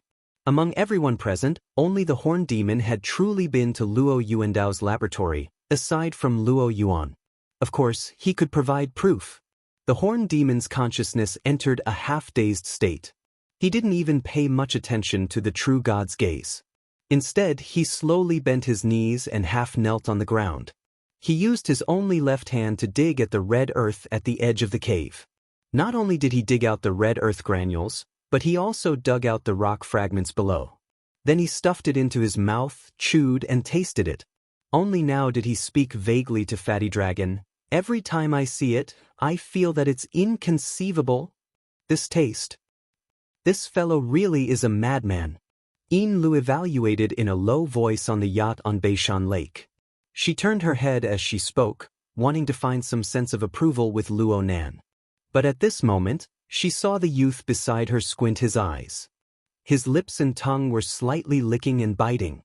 There was clearly nothing there, but it seemed like he was tasting some special dish. Yin Lu was horrified. That was tasting dirt. Aside from the fact that there was no sand in his mouth, all of Luo Nan's facial expressions and movements were nearly 100% synchronized with the horned demon that was over 3,000 kilometers away. Oh, there was also a sparkling luster at the corner of her eyes. Yin Lu was at a complete loss for a time when faced with Luo Nan's bizarre state. He wanted to break the ice, but he didn't have the courage to do so. His entire body froze in place. After a few seconds, the young man beside him let out a sigh of relief and removed the strange state on his own. "No wonder I couldn't find it. I've overlooked too many structural details. It turns out that it's been reassembled and connected. I've been too naive." "First, sir?" "Oh, it's okay. One of my doubts has been resolved, and I've found some very good teaching materials." Luo Nan turned his face to reveal an extraordinarily brilliant smile. With that said, he erased the useless configuration blueprints and compared them to the current location of Luo Yuan and the others. He reconstructed the terrain and the door that had just opened. Previously, Luo Nan didn't understand why he could use himself as the starting point to set up the large coordinate system. He had a deep perception of the curvature of space-time and its structure. He was able to capture the intersection point between planes like the cloud world and the deep blue world and the local space-time. He just couldn't find any traces of his grandfather's laboratory in this wasteland. Now, with his mother's work, he had reconstructed the space-time interference structure.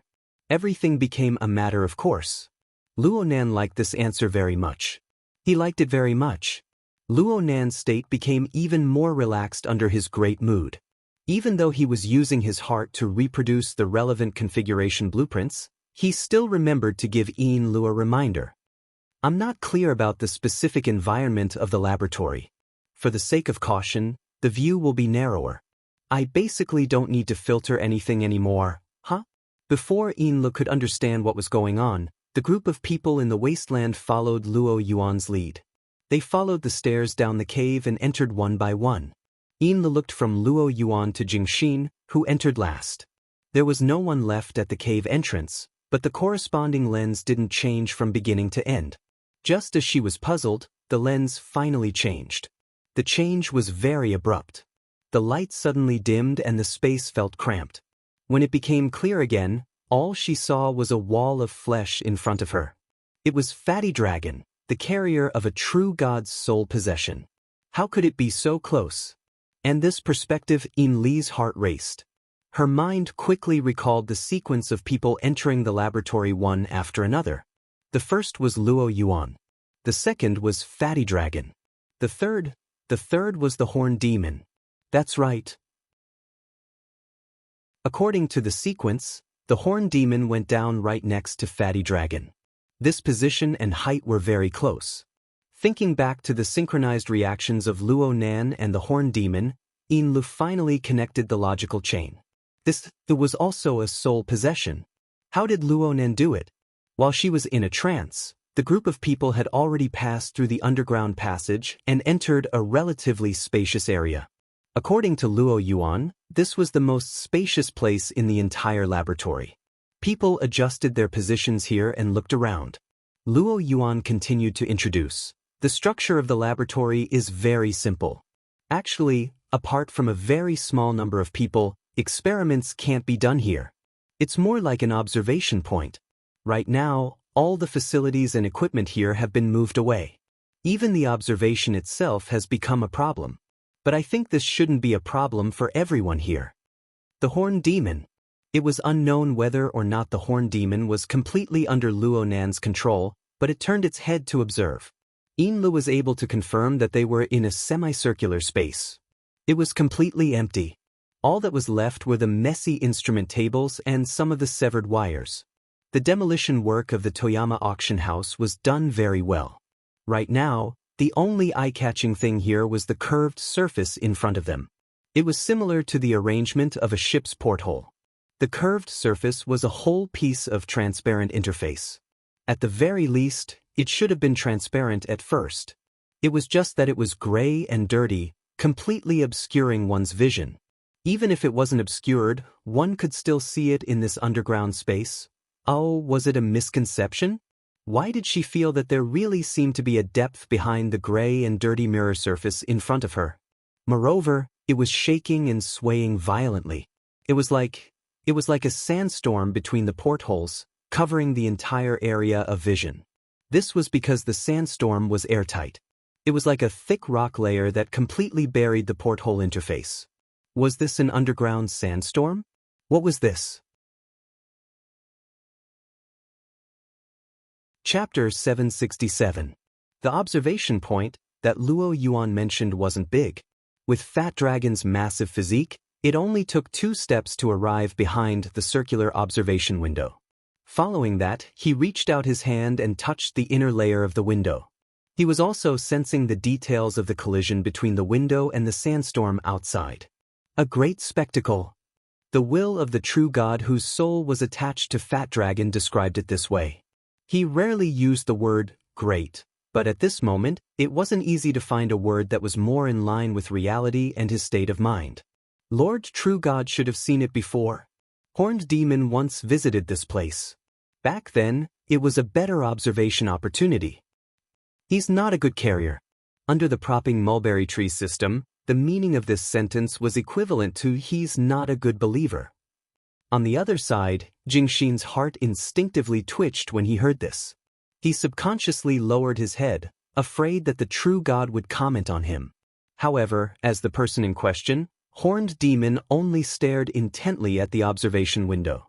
He looked at the thick sandstorm outside with amazement at his level of concentration. The true god's attention was still focused on the sandstorm outside the observation window, so he didn't care about Horned Demon's reaction. He used Fat Dragon's thick fingers to slowly rub against the windshield, feeling the details of the collision between the inside and the outside. At the same time, he said in an especially gentle tone, "Those sand-like fragments have spatial textures. Those sand-like fragments have the texture of space. We don't necessarily understand what space is, but we give it this definition. At the very least, it's an approximation. It makes people feel that if these fragments are pieced together, they will form an additional dimension that can accommodate us." Luo Yuan clapped, as expected of Lord True God. "You sound like you're preaching." "I'm just deliberately mystifying things. If I really knew the truth behind it, why would I need to say so much nonsense?" The true god's attitude was very frank. In front of the mystery that seemed to be within reach, his reputation wasn't that important. He continued to rub the window. It was shaped like a windshield, and it did block the sandstorm outside. However, behind the seemingly simple phenomenon, there was a deep and complicated mechanism. If it's just an ordinary windshield, including this laboratory, and if it's just an ordinary underground building, then nothing will be left behind under the erosion of the sandstorm outside. Such craftsmanship is rare in the world, right? In fact, it's unique. Luo Yuan also walked to the observation window and stood side by side with Fatty Dragon. Ignoring the difference in size, the two people's auras were equally matched. He calmly explained, "Luo Yuandao and his son, along with Bo Qingwen, they slowly constructed this laboratory in the sandstorm that we are currently witnessing. They continuously push deeper into the sandstorm. In fact, the main task of constructing and pushing forward was all done by Bo Qingwen.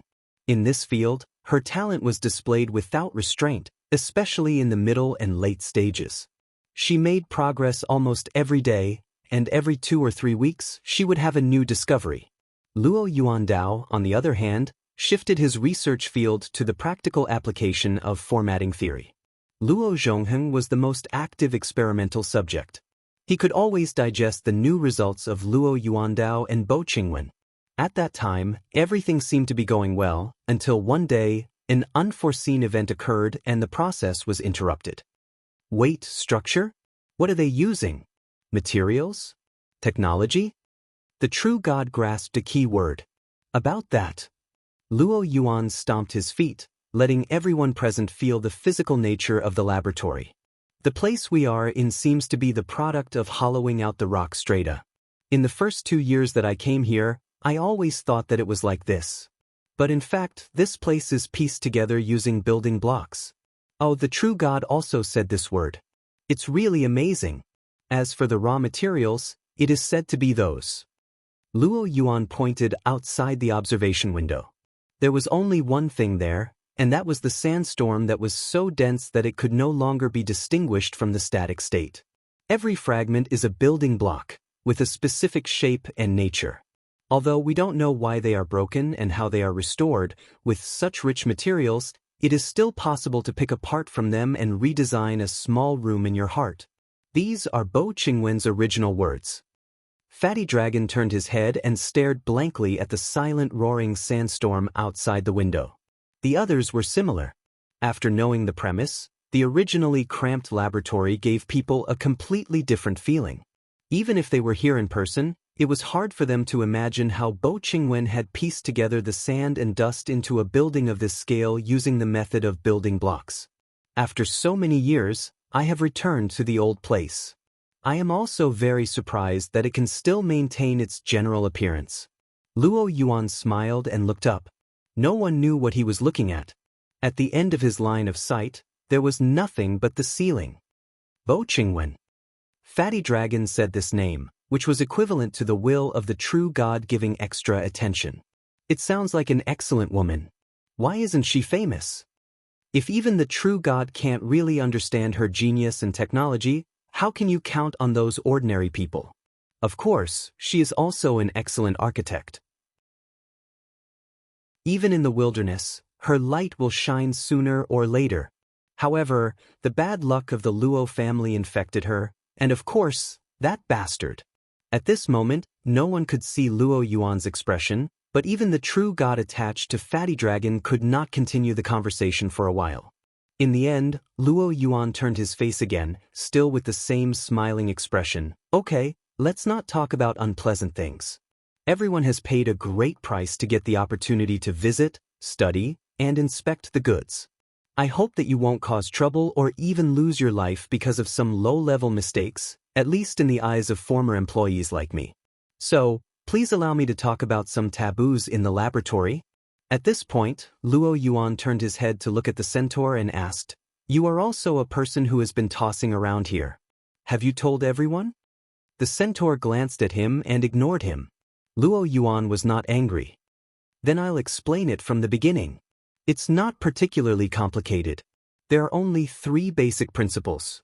First, I believe that you all know very well that the sandstorm outside the observation window is not a real sandstorm. Any contact with it that you think is infallible will lead to fatal consequences. Second, don't leave the scope of space you can understand. I mean, this laboratory is your shelter. Only here can you observe the sandstorm more leisurely, and at the same time, you don't have to worry about your own survival. Well, we have been bored here for too long. We might as well go to other areas of the laboratory to recognize the way and identify the safe zone." Luo Yuan left the observation point first, leading a group of people through the corridor of the laboratory, introducing the rooms on both sides. The main structure of the laboratory is like a crab, with a wide and hard carapace and 2 pairs of strong chelicerae stretching out.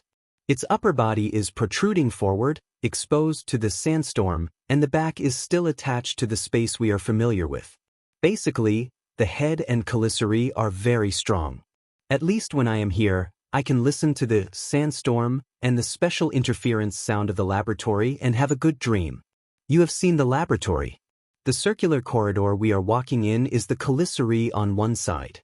We call it the left chelicerae corridor, and the symmetrical side is naturally the right chelicerae corridor. Note that they look like a ring, but they are not connected. There is a room at the end, and if you want to die, you can go in. Here we are. In front of the place where Luo Yuan stopped, there was a seemingly very thick metal door, equipped with a turntable lock similar to that of a traditional vault, highlighting the cautious mentality of the designer. Well, this set of safety doors was installed after Bo Qingwen's death. Because without her, the follow-up project was aborted. Before this was actually a place to show off their affection.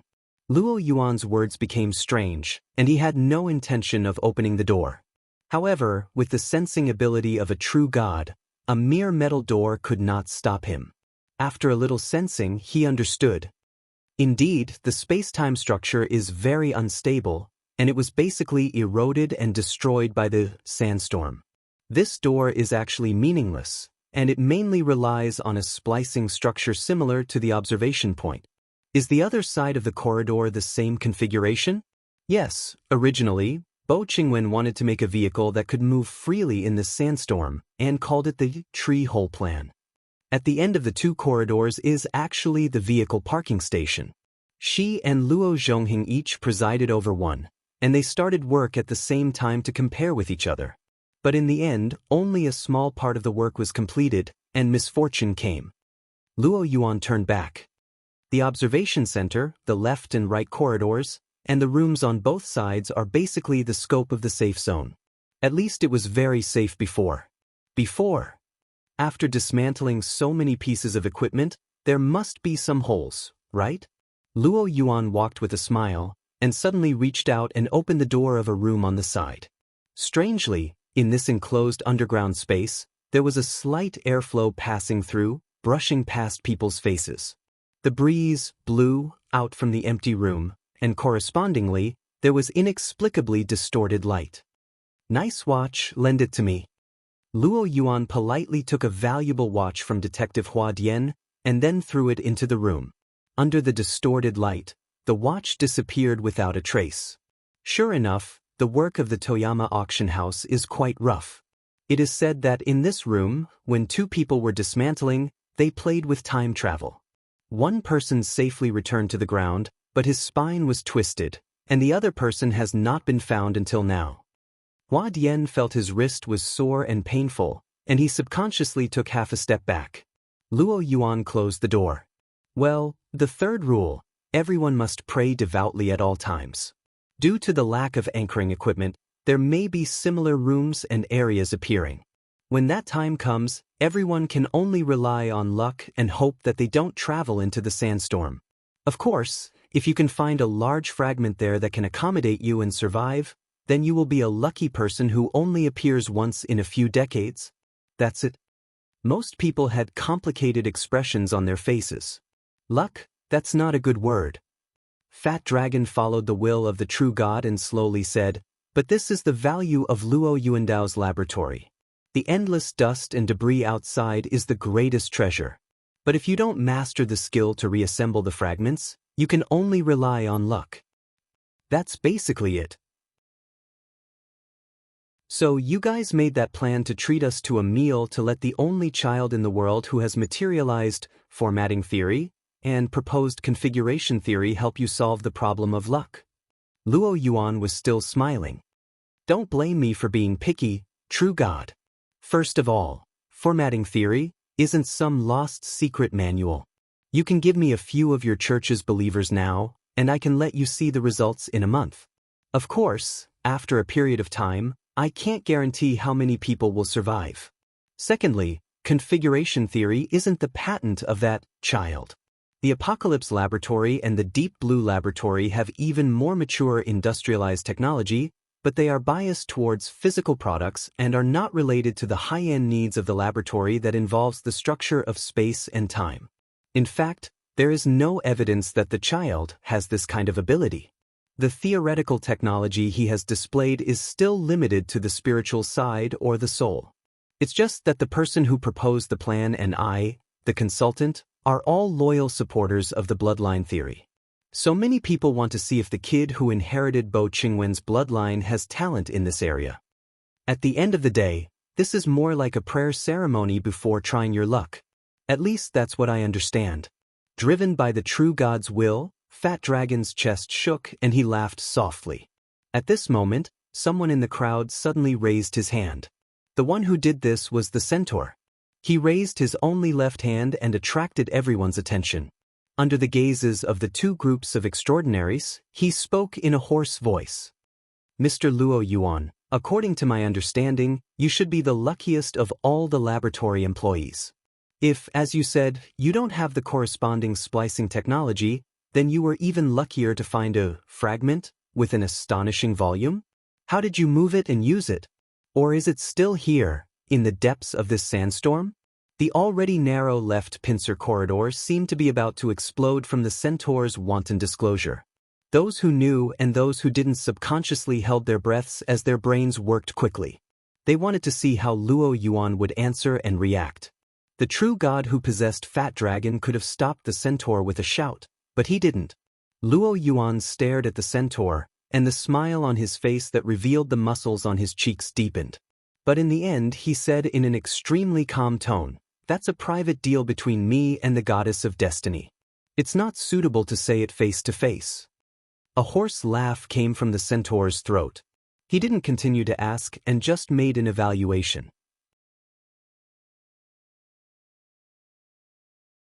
Chapter 768.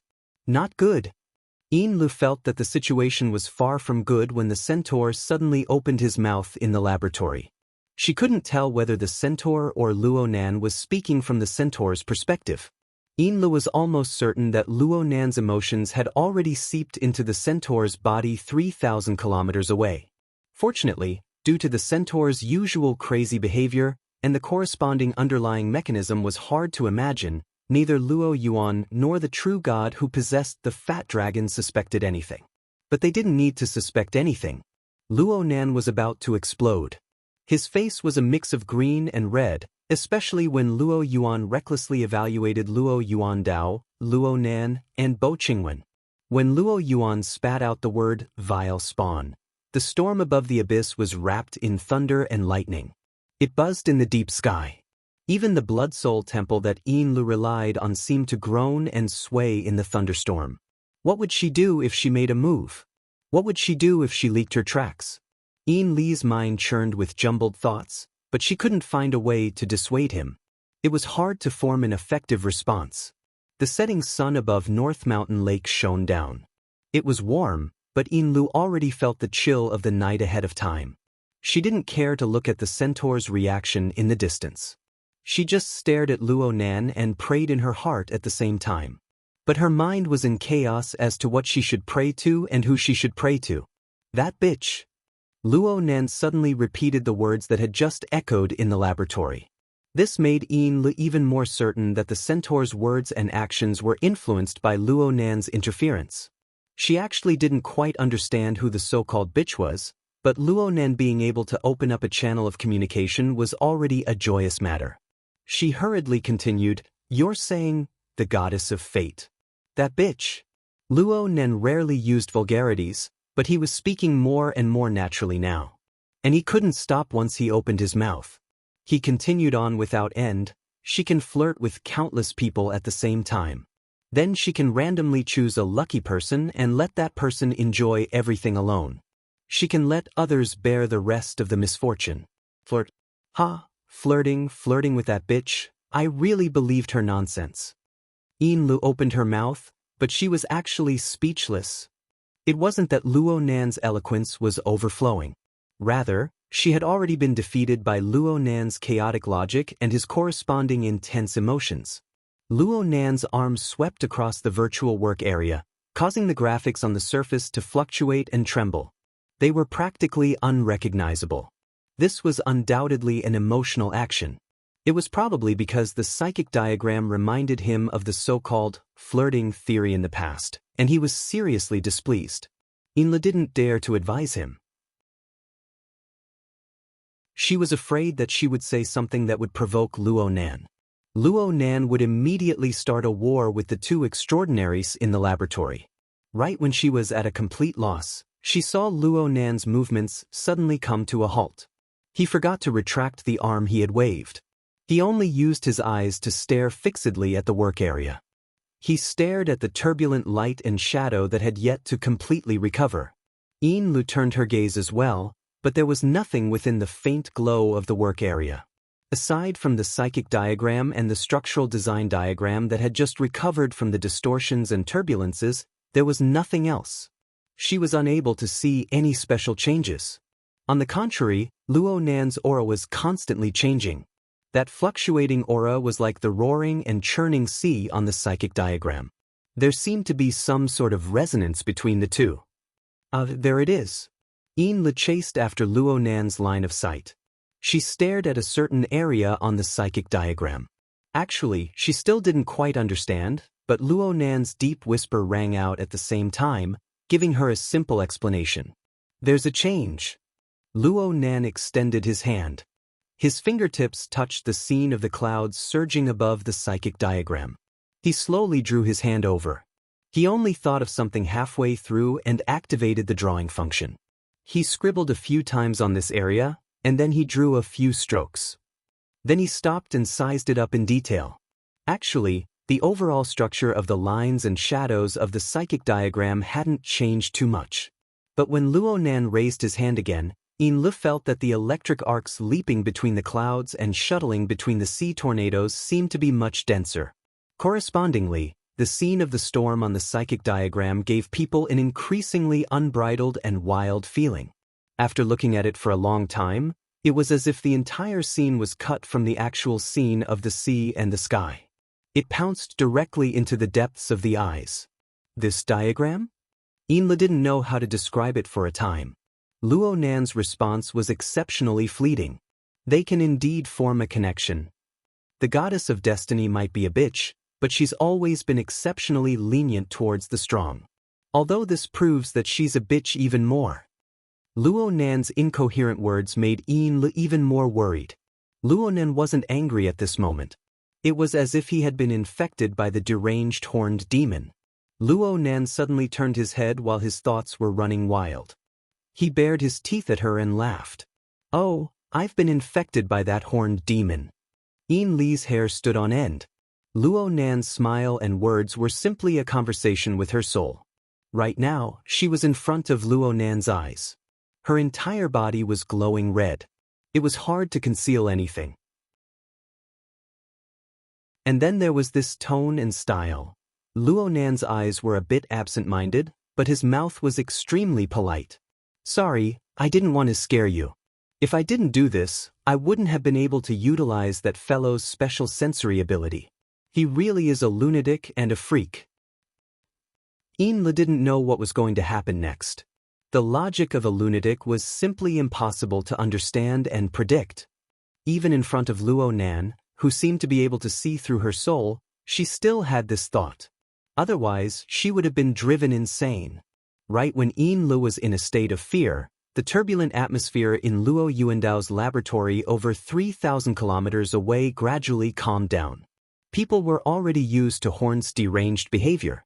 In addition to the magnanimity of the two extraordinaries, the group of people acted as if nothing had happened. They continued to familiarize themselves with the laboratory's environment under Luo Yuan's guidance.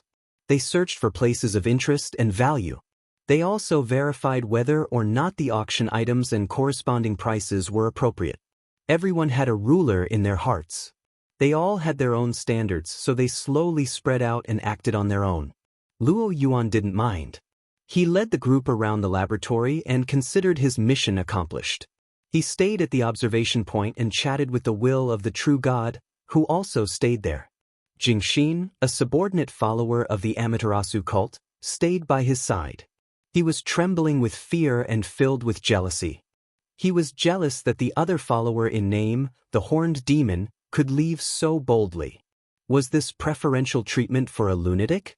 The horned demon didn't care what other people thought. He directly turned to the right claw corridor, where he had spent less time before. He walked all the way to the end of the corridor, and as expected, he saw a metal door that looked like a vault. He was not alone. Detective Hua Dian had the same ambition as him. The latter was only half a minute later than him. When she saw the centaur's back, she hesitated for a moment before leaning over to greet him. She started a conversation as if she was chatting. Brother Horned Demon, are you interested in this place? If Mr. Luo Yuan's tree hole project was completed, the value of this laboratory would increase tenfold. What a pity. Yes, it's a pity. The Horned Demon's answer was perfunctory. However, he still paid extraordinary attention to the room behind the metal door that was bound to be destroyed. Even a blind person could see it. Hua Dian followed the Horned Demon's focus and tried to obtain more valuable information from this lunatic who had entered the palace twice. I really want to open this door and take a look. Hey. When she saw the Horned Demon's actions, Hua Dian felt like her hair was about to explode. She instantly retreated 7 to 8 meters, almost to the other end of the circular corridor. The Horned Demon's hand was already turning the wheel, but he didn't open the door. Perhaps he didn't know the password. He finally placed his hand on the wheel and asked a question that seemed rather idiotic. Why is it called the Tree Hole Project? What's the criteria for the name? Hua Dian wanted to say something like, I have nothing to say to a lunatic like you. Please stay away from me. However, the habit of commercial espionage allowed him to continue the conversation as much as possible and deepen the communication. Brother Horned Demon should have also detected the environment behind the door. If the other side hasn't changed beyond recognition, isn't its structure just a long and narrow tree hole? Of course, if it's flat, it's a long shuttle. Then why not just call it a shuttle? Or a rocket? Hua Dian indicated that this conversation with a low IQ and high insanity attribute couldn't be continued. The Horned Demon didn't care if he didn't get an answer from Hua Dian. Or rather, from the beginning, the Horned Demon and the will in the depths of his heart didn't expect to get an answer from anyone. He just took this opportunity to observe, think, and judge. Now that he had a corresponding result, the Horned Demon slammed the wheel hard. He turned around and strode away amidst the rumbling sound of the metal door. A layer of cold sweat had already accumulated on Hua Dian's back. He didn't want to have anything to do with this lunatic. He raised his hand to let the Horned Demon go, sending him off with his eyes. Luo Nen suddenly stood up on the Ray yacht on North Mountain Lake. He issued an order under Yin Li's blank gaze. Prepare the teleportation array. I want to return to Xia City. Yin Lu shivered and quickly stood up to respond, Anytime, mister. I've already arranged for people to rearrange the materials during the day, but for safety reasons, I'll have to ask you to do another test. I'll have the yacht go over right now. No need. I'm fine by myself. Luo Nan walked to the edge of the sundeck and kicked the heavy metal case that was placed there. The mechanical components immediately activated and adjusted their positions. The case's lid opened, and Luo Nan stood in the 2 shallow grooves that accommodated his feet. His body fell down slightly, and then he was lifted up by the body. Thousands of metal components corresponded to each other under the control of the AI. They revolved around Luo Nan's body and combined in many ways. They formed an exoskeleton armor that enveloped Luo Nan's entire body within 5 seconds. There are still some supplementary materials at Point B. I'm going there. Then I'll turn back to Xia City. You keep watch over the teleportation array. I should be back soon. What did he want to do?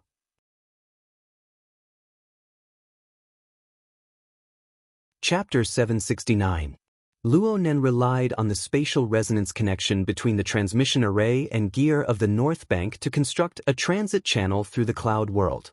He traveled through the void and returned to the main laboratory area of gear of the North Bank's underground 6th floor. Aside from the problem of energy consumption during resonance and jumps, as well as the wear and tear of the devices that carried the energy, everything was perfect. Successive experiments and practices conducted in Ban City and Spring City proved the reliability of this method. Such elusive methods were no longer enough to excite Luo Nan. His face buried behind the metal visor was without the slightest ripple. He just closed his eyes and adapted a bit to the slight discomfort caused by the long-distance spatial travel. The military-grade AI, Standard Bearer, automatically turned on the illumination power of the laboratory area when it sensed Luo Nan's return. It sent over some of the work progress of the AI's recent analysis. A continuous stream of information notifications rang out. The virtual screen on Luo Nan's retina kept popping up with titles and keywords. He wasn't in the mood to look at these right now. He ignored all of them. Speaking of which, Luo Nan hadn't been here for 3 or 4 days. The reason he gave to the outside world was to clean up the corresponding experimental equipment and make preparations to leave school. This reason was really weak. Whether it was the Xia City branch or the relevant personnel of the Mystic Arts Research Society, no one would believe it. But it didn't matter. No one would expose him. However, he received a few messages the moment he reconnected to the psychic wave network. Most of them came from He Yueyin and Bro Octopus. The others were fine, but the last message he received made Luo Nan's attention focus a bit. It was an electronic invitation. The interface design was quite exquisite. It seemed to be of a very high level. Looking at the signature on the interface, it came from the Fushan auction house. It was a completely logical and provocative target. To Mr. Luo Nan read the opening and his face behind the visor finally formed a cold arc. His gaze flickered as he ignored the meaningless, hypocritical, and polite words. He captured the most crucial information. The Jadeite Light. May 6th, set sail from Ban City. High Seas Auction. May 16th, special auction of the Jadeite Light. Relying on the electronic invitation, people could board the ultra-luxurious cruise ship, the Jadeite Light, on May 6th. They would travel by sea for 10 days and participate in the top-notch auction. Of course, guests who felt that time was precious could also take a private plane and arrive on the same day. The electronic invitation even had a list of auction items and a corresponding introduction. The name, Luo Yuandao Laboratory Coordinates and Supporting Equipment, was impressively listed. At first glance, it looked a bit crude compared to the other magnificent works of art. But in Luo Yuandao Laboratory Coordinates, it was the value of all the other auction items added together. Yes, the value referred to the value of the laboratory itself. Luo Yuandao had to. If the Fushan auction house and the designer of the treat plan still believed that Luo Nan would be grasped by this sort of thing, then they would only be disappointed. Luo Nan had already found his grandfather's laboratory. He had used inconceivable methods to experience and feel the various mysteries within for himself. The laboratory coordinates held practically no meaning to Luo Nan. Bank Luo Laboratory of Luo Coordinates of the Laboratory of Coordinates of Laboratory of the Laboratory of Luo of Institute of Laboratory of Laboratory of the Institute of the Laboratory of the Luo Laboratory of Luo Nan immediately switched the interface. He would leave the invitation letter there for now. The premise for him to accept the invitation was to continue to feign civility with that whore, the goddess of fate. And in order to confirm this premise, he needed to do the corresponding verification. This was the reason why he rushed back from Ban City. Rui Wen. Luo Nan called out softly. Though the sound waves were unable to transmit to his home, which was several dozen kilometers away, the psychic waves were able to reach far and wide. Rui Wen was doing her homework in her room. Her figure blurred and disappeared the moment she heard the call. She leaped into deep space. Luo Nan and Rui Wen cooperated flawlessly. They integrated the special configuration of gear of the North Bank to open a new spatial passageway. It just so happened to intersect with Rui Wen's shuttle trajectory. Then they left the local space-time together to cut into the cloud world. The transmission array erected above North Mountain Lake of Ban City actually had this function as well. But the scale and degree of rigor were far inferior to gear of the North Bank. Needless to say, there were unexpected risks from wear and tear. The fact that Luo Nan was able to consider this proved that his mind was quite calm. He was unexpectedly calm. The high-altitude air currents and surging clouds of the cloud world came head-on. They seemed monotonous, but they brought along a wealth of information about this world. However, Luo Nan was completely uninterested in these superficial things right now. He just spoke softly to Rui Wen beside him. "Let's go to our ambush." Rui Wen was able to sense Luo Nan's mood. She didn't say much. She immediately entered the special state of body and soul merging. In this state, she linked and resonated with the complex and chaotic multi-layered structure of the void. Then she cut open the scene of mist on the surface of the cloud world, revealing an entrance that led to the deeper layers of the labyrinth world. This exposed the gray, turbid and chaotic maze of mist within. It was as if an ugly wound had been torn open in the cloud world. But this wound was rapidly healing. Luo Nan knew that time was of the essence. He quickly adjusted his breath and once again confirmed that the self-examination of the exoskeleton armor was normal. Then he dove headfirst inside. When he dove into the gray and gloomy turbid mist, the crack in the void closed up and was completely sealed. The corresponding light that came from the outside world also completely disappeared. Luo Nen no longer had anything to rely on. The only thing he could rely on was himself. The terrifying pressure within the mist labyrinth assaulted him at the same time. The configuration fragments numbered in the trillions and trillions of them formed a torrent of information that oppressed the mental plane. And the collapsing and shattering structure of the void itself created a destructive force that could crush and tear everything to shreds. It wanted to grind all things from source and non-source into dust and even into nothingness. Luo Nen very rarely entered this dangerous plane with his fleshly body. In fact, if he had entered with his fleshly body for the first time, there was a high probability that his body would have been smashed to pieces by now. Even now, Luo Nen faced such terrible environmental conditions. It was the same as playing a balancing game on the jagged edge of a meat grinder. The so-called balancing was the speed at which he pieced together the configuration fragments. It was the dynamic change between the destructive impact and interference of the powerful pressure in the surroundings. Luo Nan stood at the very center of the gray and white space. This place was like the simple and crude initial environment before the start of a virtual reality game. It was also like a rough house that didn't have any decorations at all. One could even see the texture of bricks and concrete that weren't all that exquisite. The radius of the space was roughly 30 meters or so. It was 10 times greater than the initial radius of 3 meters he sensed in the mist labyrinth. Of course, if one were to calculate the volume of the space, then it would be an expansion of over 3,000 times. If placed in the real world, it would be equivalent to a medium-sized shopping mall. Even if Luo Nen used reinforced concrete to construct this space, it would still be a rather large project. Moreover, Luo Nen used even more precise and complex methods. He used a jigsaw puzzle, a building block method. Luo Nen viewed the boundless and endless configuration fragments as raw materials. He pondered over the laws and rules that were completely different from the ordinary nature of matter. According to the nature of each fragment and particle, as well as his understanding of the configuration system, he pieced together these tiny, bizarre powder fragments that didn't even possess a physical body.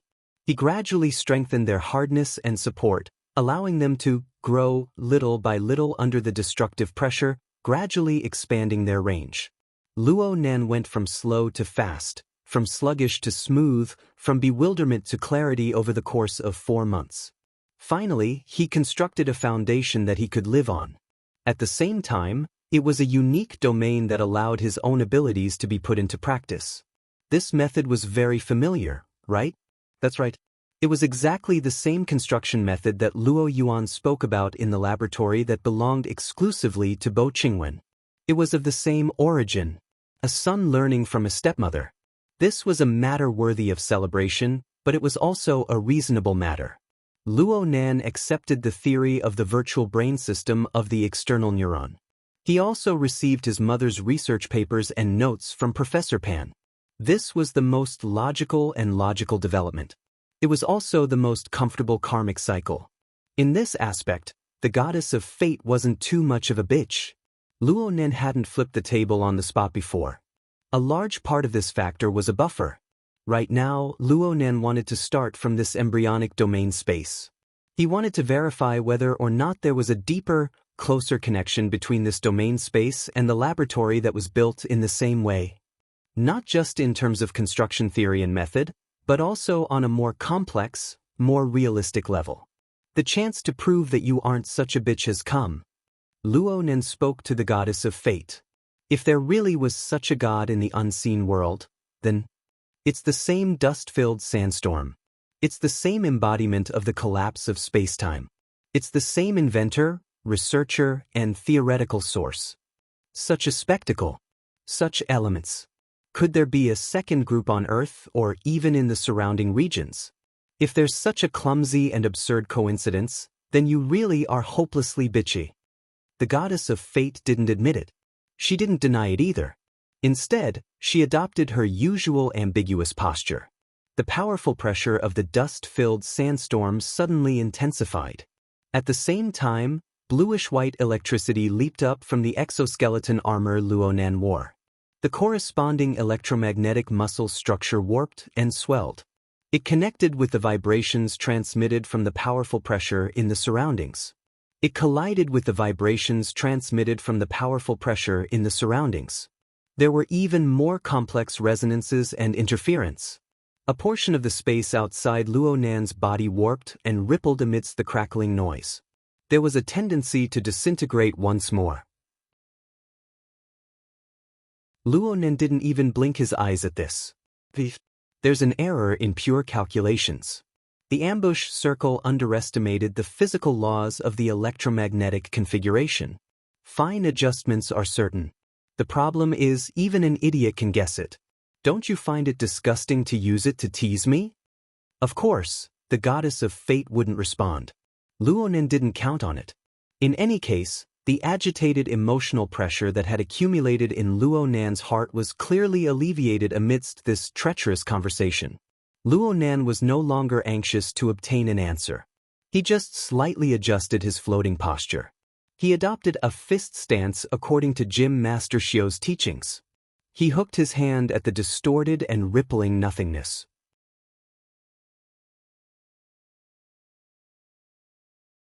Chapter 770. Rue Wen's figure disappeared into the chaotic void once more. It was unknown when she would reappear. Luonan panted heavily as he hovered in the central region of the ambush circle. He slowly spun around. The muscles of his entire body were twitching slightly, and he was sweating profusely. The life support module of the exoskeleton armor had long since lost its function. In fact, this armor was already in tatters. From time to time, the outer armor and parts would peel off, and then they would be drawn into the incorporeal vortex of warped waves. They would shatter and shatter until they were annihilated into nothingness. Rue Wen had never truly struck during the training process. All of the damage to the exoskeleton armor did not come from ordinary physical attacks. Instead, it came from the distortion and erosion of the ambush circle and the sandstorm even further outside. This was the rejection of the rules. Even if Luonan wore 100 layers of armor, as long as the force exertion, operation, and even the existence itself did not conform to the jointing rules of this domain space, he would inevitably suffer a powerful repulsive pressure. This was the case for Luonan and the tools he had transformed with his own hands. There was no need to talk about treating outsiders like this. And this was the fundamental reason why this space was named the ambush circle. Luonan's sparring with Rue Wen had unwittingly gone on for nearly half an hour. Even though the weak electromagnetic muscle structure could not hold on long ago and turned into flying ash, Rue Wen did not stop. This seemed to deviate from Luonan's goal in coming here. The problem was that he really could not stop in time. The glaring mistake was right before his eyes. He could not turn a blind eye to it, right? Whether it was the ambush circle or the amalgamation of the exoskeleton armor and the electromagnetic muscle structure, they were all key props used to deal with Gong Qi. The running in and coordination between them were exceptionally important. Luonan needed to make them integrate as perfectly as possible. At the very least, they would not drag him down in this extreme battle. True perfection did not exist. Of course, Luonan wanted everything to operate according to the established theoretical rules. He wanted this space to become like President Ouyang's logic world, a basically perfect and self-consistent extraordinary domain. But whether it was the exoskeleton armor, the electromagnetic muscle structure, or even his own skeleton, they were all constructed under the physical rules of the local spacetime. There would certainly be inconsistencies and areas of incompatibility when placed in the ambush circle constructed purely from configuration theory. There would even be conflicts in the underlying structure. Every problem that appeared required Luo Nan to rack his brains to think of a solution or a temporary compromise plan. Hiss! Ruewen appeared behind Luo Nan like a ghost. She gave Luo Nan a light pat on the shoulder. Luo Nan shuddered. The reaction of his body and soul was out of sync. He wanted to drive the exoskeleton armor to exert force, but this caused a small portion of his back armor to tear off. Then it disintegrated into nothingness. Phew, let's stop here for now. The consumption of physical strength was secondary. The consumption of mental strength and energy was the reason why Luo Nan called a halt. Ruewen stopped in the first instance. She stood quietly in front of Luo Nan. Luo Nan took off the exoskeleton armor with great difficulty. In fact, this toy was no longer in shape after it was taken off. It could pretty much be thrown into the junkyard. I still have to keep this. When I get back, I'll let the flag bearer test it and make a combat analysis model. Thank you for making this trip. Also, help me apply for 5 sets, no, 10 sets of components. Since there are problems, we have to solve them in time. Strive to have the version updated within 3 days. As for me, I still want to stay here for a while. At the very least, I need to stabilize the trap. Ruewen still didn't speak. She maintained her usual silence. She just looked over seriously, showing her worry for Luo Nan's state. Luo Nan laughed as he rubbed her head. Relax. Our hearts are linked. I'll call you at any time, and you'll be on call. There definitely won't be any problems. The focus of today's work isn't here. He coaxed and persuaded Ruewen to leave. Luo Nan stayed in the ambush circle by himself. He didn't make any particularly large movements. He just circulated his soul strength to make corrections to the building block splicing rules based on the various inharmonious problems he discovered earlier. Then he took the inexhaustible and inexhaustible materials of the configuration fragments in the surroundings to replenish them one after another. This was mental work and meticulous work. Before he knew it, more than 2 hours had passed. The surrounding gray space gradually broke away from the state of warping and rippling. Especially the border region, which had been eroded by nearly a quarter, was pushed back once more. The border was basically maintained in stability. However, the internal construction mechanism had undergone a subtle change compared to 3 hours ago. There's never enough time. Luo Nan felt a bit dizzy when he exhaled once more. It's okay. I did some sampling and analysis work in passing. Whether it's the concentration, the density, or the frequency at which specific configurations appear, there really isn't much of a difference between the two sides of the sandstorm. If it's under the effect of the same force, then with sufficient agitation, many phenomena can be explained.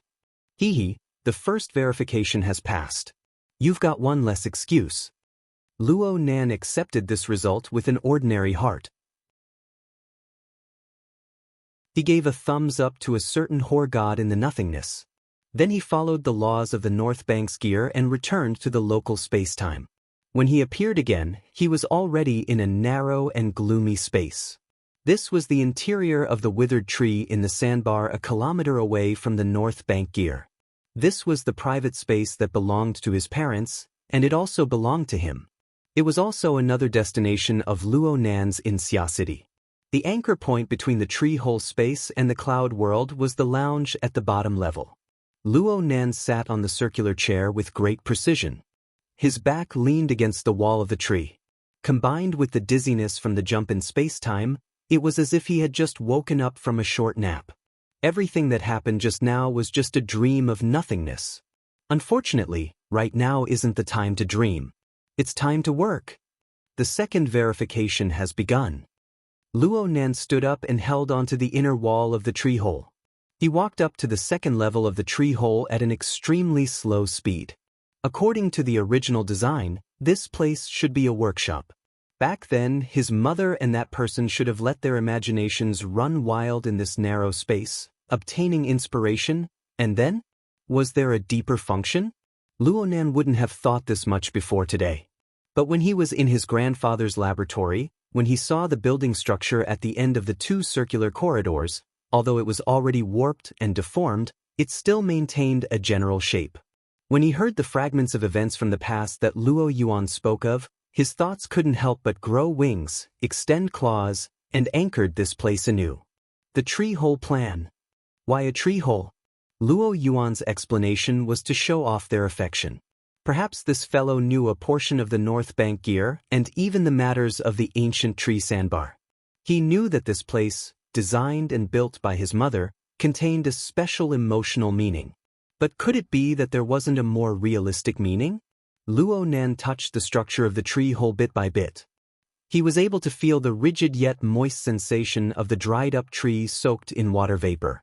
He was able to distinguish the tough texture of the biochemical filler in the middle. He was even able to grasp a bit of the regular molecular chain structure.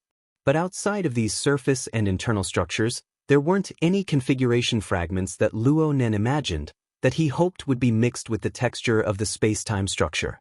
It was just like the laboratory in the wasteland. It was just like the ambush circle in the cloud world. The facts proved that it wasn't like that at all.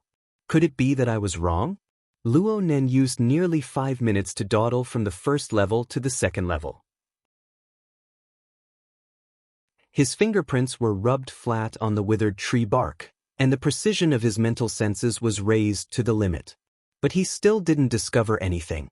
Instead, the aftereffects of using his senses to correct the configuration design in the ambush circle gradually appeared. His exhaustion and drowsiness increased, and his attention showed signs of scattering. Phew! Luo Nan spat out a mouthful of turbid air. He opened the hidden viewing window on the second level of the tree hole, allowing the night and the cool wind of the end of spring to pour in. He stood in front of the window, staring blankly at the faint silhouette of gears building in the dusky night. His mind went blank for a moment before his thoughts came back. Perhaps he really was thinking too much. Luo Nan pressed his temples and began to consider things from a different perspective. After all, the symbol of the tree hole was far too conspicuous. Luo Yuan was clearly an insider. His mother and that person might have hidden the secret of the tree hole plan here. Even if they did hide it, they might not be able to hide it from Luo Yuan's search. After all, this was Acumen College. It was a public area that anyone could come to. It wasn't suitable to be a place to hide secrets. But wasn't gear itself the greatest and best hidden secret?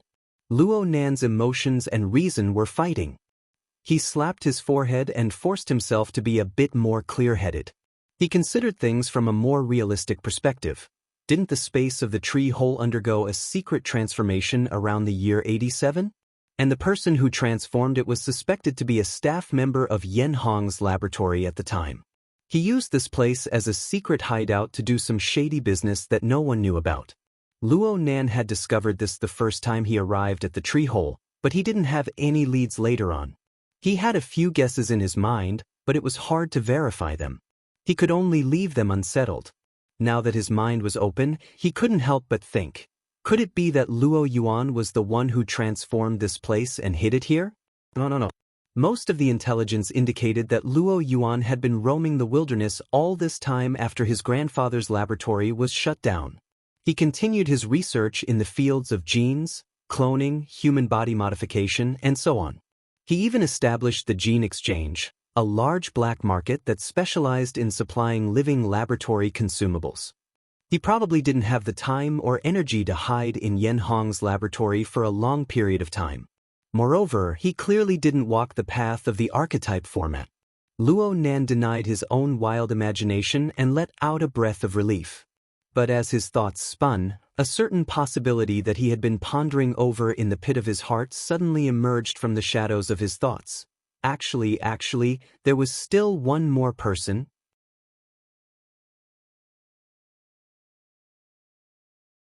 Chapter 771. The table and the viewing window faced each other. They relied on the inner wall of the withered tree to form a semi-cylindrical space. It didn't feel cramped at all. As for the low stool below the table, it was sculpted according to the natural protrusion of the withered tree. It was filled with the interest of nature, and it was extremely comfortable. It embodied first-rate design and craftsmanship. Luo Nan sat on the stool, and the table was level with Luo Nan's chest. It was a bit high for him, but it should be a relatively comfortable position for an adult in this narrow space. Luo Nan sat here with his elbows resting on the table. The circular base of the electronic photo frame was right in front of him. With a light swipe, the light from the projection area pushed away the surrounding darkness, revealing the smiling appearance of his mother leaning against the tree all those years ago. Luo Nan looked at it in a daze. He looked at the brows and eyes that were vaguely similar to his own, but they were brighter and sharper. The finger pointed towards the camera seemed to be greeting him. It wasn't a normal hello or the like. It was more like a hurry up and catch up type of urging. Luo Nan maintained his sitting posture while leaning on the table. His mind inexplicably scattered once more. He suddenly thought of something. Back in the day, why did the fellow who hid here for who knows how many years keep this electronic photo frame? And why did he place it in the most conspicuous place? Every night, in the deep and silent darkness, did that person do the same as he did right now? Within the faint light of the projection, he received the smile and encouragement that came from the distant past. Luo Nan's heart suddenly spasmed. This even drained away most of the strength in his body, to the point where he was no longer willing to think about anything. He no longer maintained his stance, allowing his body to collapse. His chin rested on the back of his hand that was resting on the table. He continued to look at his mother's bright and clear smile. He didn't mind that his consciousness continued to slide into a hazy and muddle-headed state. In this way, perhaps the distance in the river of time would shorten. The barrier between life and death would warp. There would no longer be a boundary between reality and nothingness between him and his mother. He could make a fair demand of his mother. Just give me a hint, okay? Actually, I'm very smart. His mother within the light still had that same smile. Luo Nan looked stupidly. He didn't know when, but the swaying light of water and mist blocked his front, blurring the silhouette of the image. Luo Nan's consciousness became drowsy and dark within this blurry light and shadow. He hadn't had a good rest for nearly 100 hours. In Ban City, he had to bear the double pressure of being pressed for time and a powerful enemy. In the wasteland, for the sake of his grandfather's laboratory, he had a battle of wits with Luo Yuan and True God Extraordinaries. In the misty labyrinth, he had also made high-precision repairs to the ambush circle. He had indeed reached his limit. Therefore, in the blurry light and shadow of life and death, in the narrow space where his mother's scent still lingered, the tide-like emotions finally overflowed the high ground of his will and dragged him into a dark dream. An unknown amount of time passed before a rustling sound entered Luo Nan's ear. It stimulated Luo Nan, causing him to wake up. Though there were noises, there were no signs of danger. Luo Nan was still lying on the table. His thoughts were a bit sluggish, but his mental senses naturally mapped the situation of the target into his mind. Jerry? Yes, it was Xie Juanping's godson, his eldest nephew, the muskrat that had an extraordinary interest in the tree hole. The little thing would often travel through the tree hole. It seemed to use the tree hole as a base of operations. Moreover, it loved cleanliness. It hated that it couldn't clean this place until it was spotless. Back then, Luo Nan and Xie Junping suspected that someone once resided in the tree hole. They installed a camera and captured the little thing. Xie Junping and Xie Junping even engaged in a long and drawn-out battle. In the end, it ended with Jerry surrendering to Ruiwen. Whether it was Luo Nan or Xie Junping, they both wanted to figure out the physiological or psychological mechanism behind Jerry's connection with the tree hole. But in the end, they left the matter unsettled. They just knew that the little thing's intelligence was outstanding among its kind. Coupled with its athletic ability that far exceeded its peers, there was quite a bit of a possibility of it being deformed. However, over the past few months, it had long since proven that its temperament was mild. It had been injected with all sorts of vaccines, so it wasn't a threat at all. Part of the muskrat's habit of building caves was reflected in Jerry's care of the tree hole. Generally speaking, muskrat caves had two exits. One was underwater, and the other was on the shore. Jerry dug an exit at the bottom of the tree hole that led to the lake below the sandbar. Even though he was quite familiar with gear, he wouldn't go through the underwater corridor, a dangerous area where people came and went. Instead, he would come through the waterway. A third of the nearly 10-meter-long slanted tunnel was above water level, even during the high water season. Jerry leaped in from the water, running and shaking his tail all the way. By the time he entered the tree hole, his fur was more or less in a half-dry state. Even so, he still shook violently on the stone steps at the bottom of the tree hole. He only climbed up the stone steps after the water droplets were almost all shaken off. The little fellow's senses were quite sharp. He felt that something was off in the resting room on the first floor of the tree hole. He lowered his body and shrank back, but he soon determined a familiar aura and relaxed. He shook his plump body and made his way straight up to the second floor of the tree hole. Luonan didn't mind such a chance encounter. This wasn't the first or second time they met. On the contrary, Jerry appeared quite excited when he saw Luonan. He simply charged over and crashed into the inner wall of the tree before turning back. He didn't care about his half-wet, half-dry fur and fiercely rubbed against Luonan's calf. Having a lively little thing by his side was much better than being alone and depressed. Luonan hooked his lips. Though he was still suppressed by his heavy emotions, he was still lying on the table, unwilling to get up. He lowered a hand and scratched the little fellow's body twice. Other than that, the half-wet, half-dry fur didn't feel as good as when it was dry and fluffy. Luonan saw that Jerry still wanted to rub against his body, and a layer of blue and white electric flames flickered between his fingers. It pierced the little fellow, causing his long bristles to explode. The electrical resistance of the fur would decrease greatly when it came into contact with water. The damage from the electric current passing through would be greater. However, Luonan's control was extremely effective. He used electromagnetic configuration interference to temporarily create a nearly insulating physical structure. Aside from an increase in temperature, there were no other effects when the electric current passed through.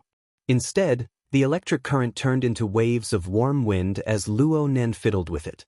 Jerry's fur quickly became fluffy and dry under this combing. Such methods proved that Luonan's special training in Ban City over the past few days had remarkable results. Jerry knew that Luonan wouldn't hurt him, so he stayed quiet for a few seconds as the electric current flowed back and forth. He waited for his body to return to being dry before he whimpered and rubbed against his pants, asking for a hug. Of course, Ruewen was the #1 target of reverence and intimacy in the little fellow's circle of life. Perhaps it was because she was the first person to introduce him? Next, Luonan and Cat Eyes were more or less the same. Cat Eyes usually played with him a bit more, while Luonan was clearly affected by Ruewen's radiation. As for the little fellow's biological father, Xie Junping, he was ranked 4th. It was already quite good. However, Luonan really didn't want to budge right now. He just used his fingertips to stroke the little fellow's short and pointed head. Jerry had a rough understanding of Luonan's state after a moment. He displayed his subjective initiative, grabbing Luonan's pants and pulling them down. He borrowed a bit of strength to leap up onto the stool and onto Luonan's back. He jumped down from Luonan's right shoulder and just happened to land in the empty space of the table where Luonan's right arm hung down. He displayed an agility that didn't match his plump body and most of his kind. Just how big was the table? Jerry's body was over 20 centimeters long and he was quite stout. Even though his tail was swinging outside and his body was still curled up, he still occupied a small half of the space. His long bristles streaked across Luonan's cheeks and even the corners of his eyes, forcing Luonan to move back. This naturally broke his stance and made it impossible for him to lie on the table like a corpse. "Tsk," Luonan spoke halfway, but he wasn't really angry. He couldn't lie on his stomach right now, but he didn't have much strength. His left elbow was still resting on the table, supporting his cheeks. He raised his hanging right hand and pressed down heavily twice on Jerry's head. His fingertips could feel the friction between the little fellow's flesh and skull. Jerry's skin was coarse and thick, so he didn't mind it at all. His throat even emitted a gurgling sound. He seemed quite comfortable. Luonan's mood improved a bit with this silly and adorable fellow. His hands became much gentler. The little fellow felt that it wasn't stimulated enough at this time. His curled body swayed back and forth without stopping. His tail, which had grown to the length of his body, was swinging around with a crackling sound. Bigajuri. Luo Nan added a bit of strength and pressed the little fellow's head against the table, indicating that he should be a bit more well-behaved. You need to be polite. Look, this is right in front of my mother's eyes. What should I call you? Luo Nan was distracted pondering over the question of how to address him, and Jerry took the opportunity to exert strength to struggle free. His eyeballs swiveled a few times, and he was able to clearly see the projected photo to the side with great difficulty. A low gurgling sound came from his throat, and his chubby body stood up like a human. He only used his relatively strong hind legs to support himself. His short front claws reached out, as if he wanted to fiddle with the area of light and shadow in front of him. He absolutely couldn't touch his mother's photo carelessly. Luo Nan pressed down on Jerry's head again, and the little fellow's plump body was nearly unable to maintain balance. He swayed left and right, nearly falling off the table. Even so, his front claws were still waving about. His throat went squeak squeak, and gurgling without end. Be good, or else I'll throw you out. Luo Nan's tone was a bit more severe, and Jerry immediately calmed down. He stood obediently, and the range of his front claws' movements became smaller. In this way, Luo Nan discovered that Jerry's movements and posture didn't resemble a photo. It seemed to be making bigger gestures, and it even pointed and wrote and drew in the middle. It was full of humanity. This is imitating me. Luo Nan understood a bit. The little fellow's eyesight wasn't good. He saw the projection area of the electronic photo frame, but he felt that it was too small. It was different from the virtual work area that Luo Nan normally used. He was commanding Luo Nan to enlarge it. But wasn't this little fellow's memory a bit too good? Didn't he show it a few times? Forget it. Luo Nan would just treat it as coaxing a child. The electronic photo frame on the table was quite old-fashioned. It was impossible to enlarge it in the projection area, so Luo Nan handled the errand. He mobilized the external neuron to open up his own virtual work area. The adaptive function of the projection software was quite impressive. It detected that the area behind him was a circular arc, and it automatically adjusted itself. It was perfectly embedded into the concave space of the tree wall. The boundary was seamless, and it didn't receive any special spatial interference. It looked quite pleasing to the eye. How is it? Comfortable now? Luo Nan scratched the back of Jerry's head. The fur underneath the long, spiky hair was soft and warm. It felt absolutely wonderful to the touch. Jerry also calmed down, obediently returning to its crouching and curled-up position. It just raised its head and looked at the image of the virtual work area. Bit by bit, it was extremely satisfied. It also seemed to have a very focused appearance. The image in the virtual work area, the psychic diagram, and the configuration design diagram were all complex and cumbersome. Only the heavens knew what the little fellow could see. Luo Nan's finger moved up and down along with Jerry's head. Occasionally, it would even sway back and forth. He just felt that it was funny. Look at you like this. I'll just call you Mouse from now on. Gurgling sounds came from Jerry's throat. Its head continued to sway up and down, left and right. Luo Nan still wanted to pull it back a few times, but his palm and fingers stayed in contact for a long time. He felt that the temperature of the little fellow's body clearly changed under its fur.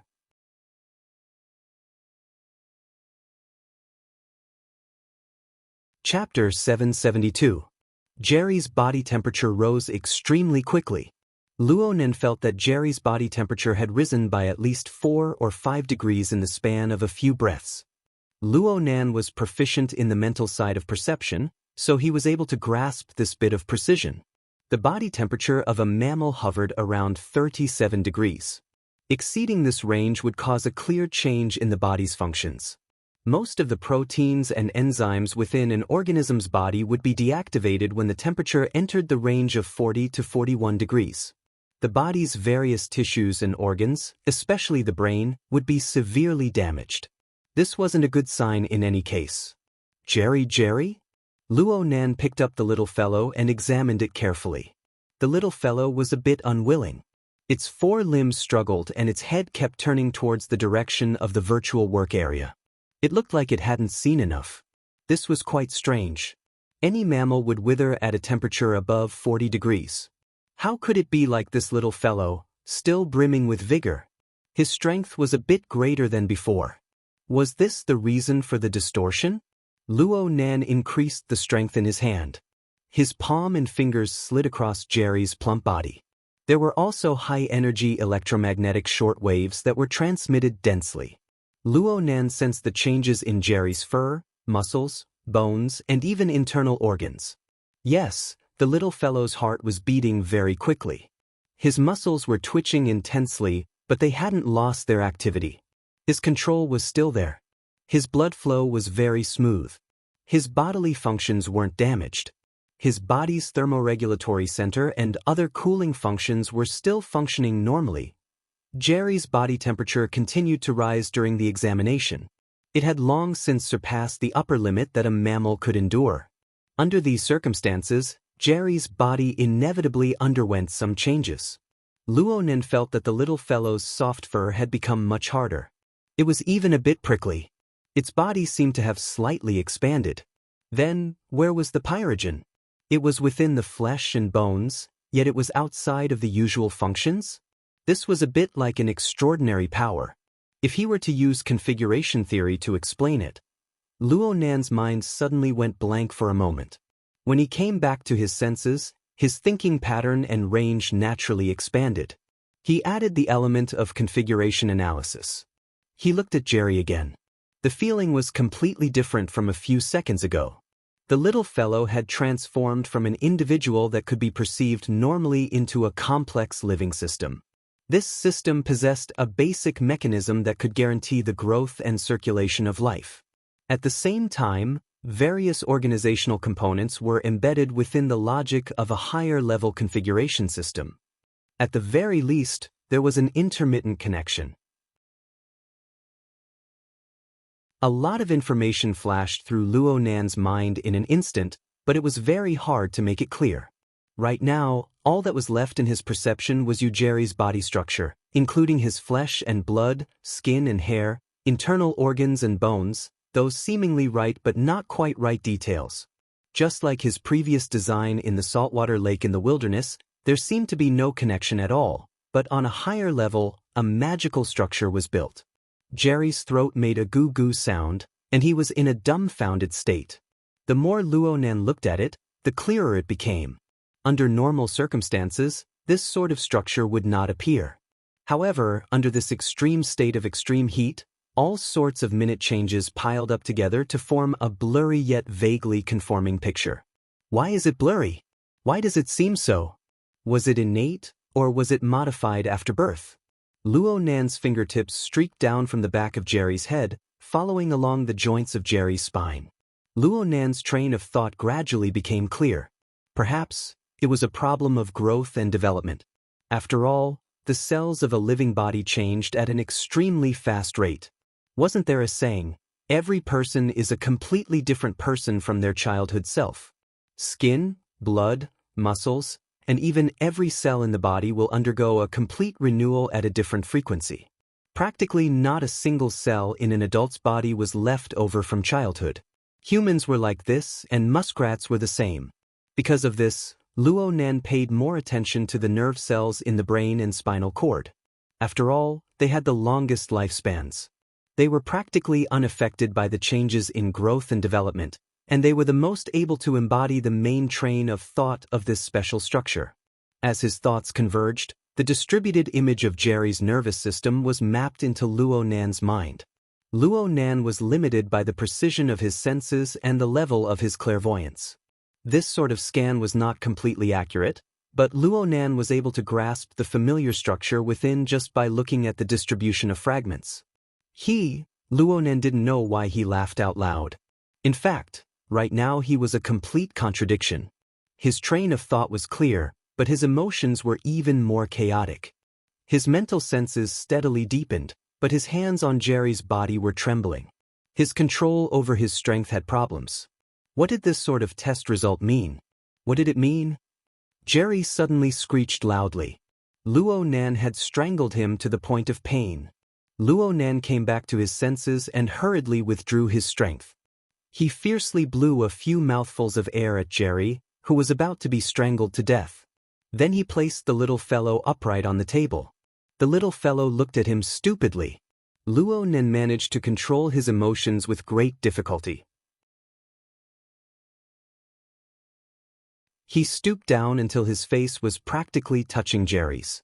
"Be good, Jerry. Uncle will help you sort out a bit." "Goo? Yes. You're the one helping me. Help me."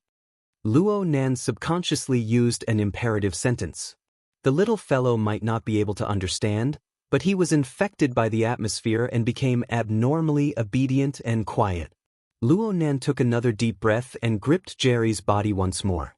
At the same time, his God gear and body gear coupled and interfered.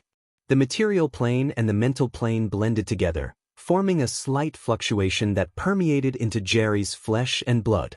Correspondingly, the disjointed configuration elements appeared in front of him one after another. Since Luo Nan had already probed down to the level of the nervous system, he was able to roughly understand the train of thought of the original remodeler.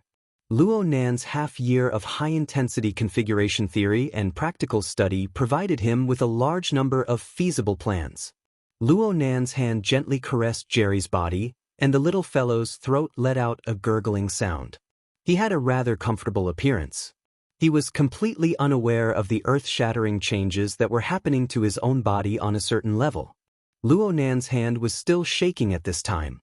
He was unable to control it no matter what, and it was the same on the mental plane. He had no choice but to slow down as much as possible. But the more he did this, the more his overly active mind advanced. He had already predicted the final result halfway through the combing process. Every subsequent change was just a practical verification. Jerry was muddled, and Luo Nan stared intently into its eyes. The little fellow's eyesight was terrible, but it was very comfortable right now. Its eyes were squinted into slits. But as the combing and remodeling process progressed, a layer of marvelous radiance clearly converged between the pupils of Luo Nan's squinted eyes. This was the luster of life energy, and it represented a string of deeply hidden information. The blurry configuration picture became clear and definite under Luo Nan's adjustments. Luo Nan held Jerry in his arms once again without hesitation. He adjusted the direction, letting Jerry look directly at the virtual work area that had always interested him. 1 second, 2 seconds, 3 seconds. Luo Nan's heart beat more than 30 times in these 3 seconds. The little fellow seemed to feel his urgent mood, and it let out a light cry. Its dazed eyes clearly emitted a tangible radiance that struck the virtual work area in front of it. A marvelous structure expanded from here on out. The external neuron hidden deep within Luo Nan's brain spontaneously emitted a brilliant electric flame. Luo Nan's heart contracted and expanded, and his mind unconsciously became a field of blankness. By the time he came back to his senses, the projected area had already returned to the initial interface of the flexible e-ink screen for some unknown reason. Luo Nan's attention was projected, and the drawing software that had always existed within opened up once more, presenting a blank page. It was as if an invisible hand had painted concise lines on the surface a second later, gradually presenting a brand new interface. Luo Nan was familiar with this sort of situation. The initial design drafts were always like this. Of course, many people were used to using ready-made materials to stitch together. Hand painting was very old-fashioned. Luo Nan's eyes unconsciously widened as the interface gradually took shape. This interface felt very familiar, yet it was also very strange. He was familiar with the form of the interface. It had an extremely simple and even crude style. There were only 2 options juxtaposed together. Many UI interfaces were like this. Luo Nan had come into contact with one recently. It was the credit evaluation system of the Vagrant Exchange. It was practically the same. However, the words were different. The words used on the hand-drawn interface were the structure and grammar of hieroglyphics, but they were specious. Normal people certainly wouldn't be able to understand them, even if they had been influenced by the East Asian culture for many years. Luo Nan was able to get a general idea because he had been dealing with it recently. These were the words of the virtual brain system. They came from an unknown civilization. Actually, Luo Nan had never learned these words, but the mysterious I character structure that became the core of the formatting theory system was like a translation device. It directly mapped the general meaning into his mind. For example, the current interface presented a sequence of options. The first one meant, click on me if you understand it. The next one meant, it's okay if you don't understand it. This was no doubt a tease, but Luo Nan couldn't laugh. He stared blankly for quite a while. Finally, he reached out and pressed on the first option.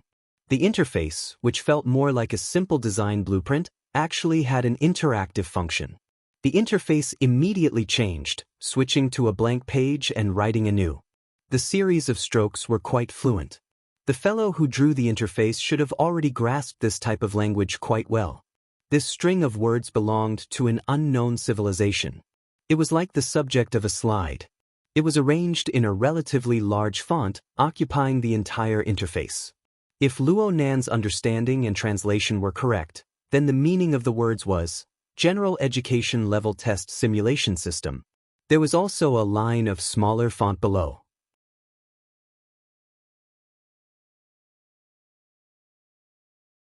Chapter 773. Luo Nan was stupefied as he looked at the simple text interface. The large characters on top were fine, but the small characters below were completely incomprehensible. 100-year sequence? What the hell? The external neuron continued to radiate electricity within his brain, showing that it was still in operation. Luo Nan originally believed that the external neuron, which had developed the virtual brain system, had basically exhausted its deep mysteries. But now he discovered that there was clearly a different kind of information hidden at the bottom, and it was being gradually loaded right now. The process of forming the hand-drawn interface was actually the process of loading.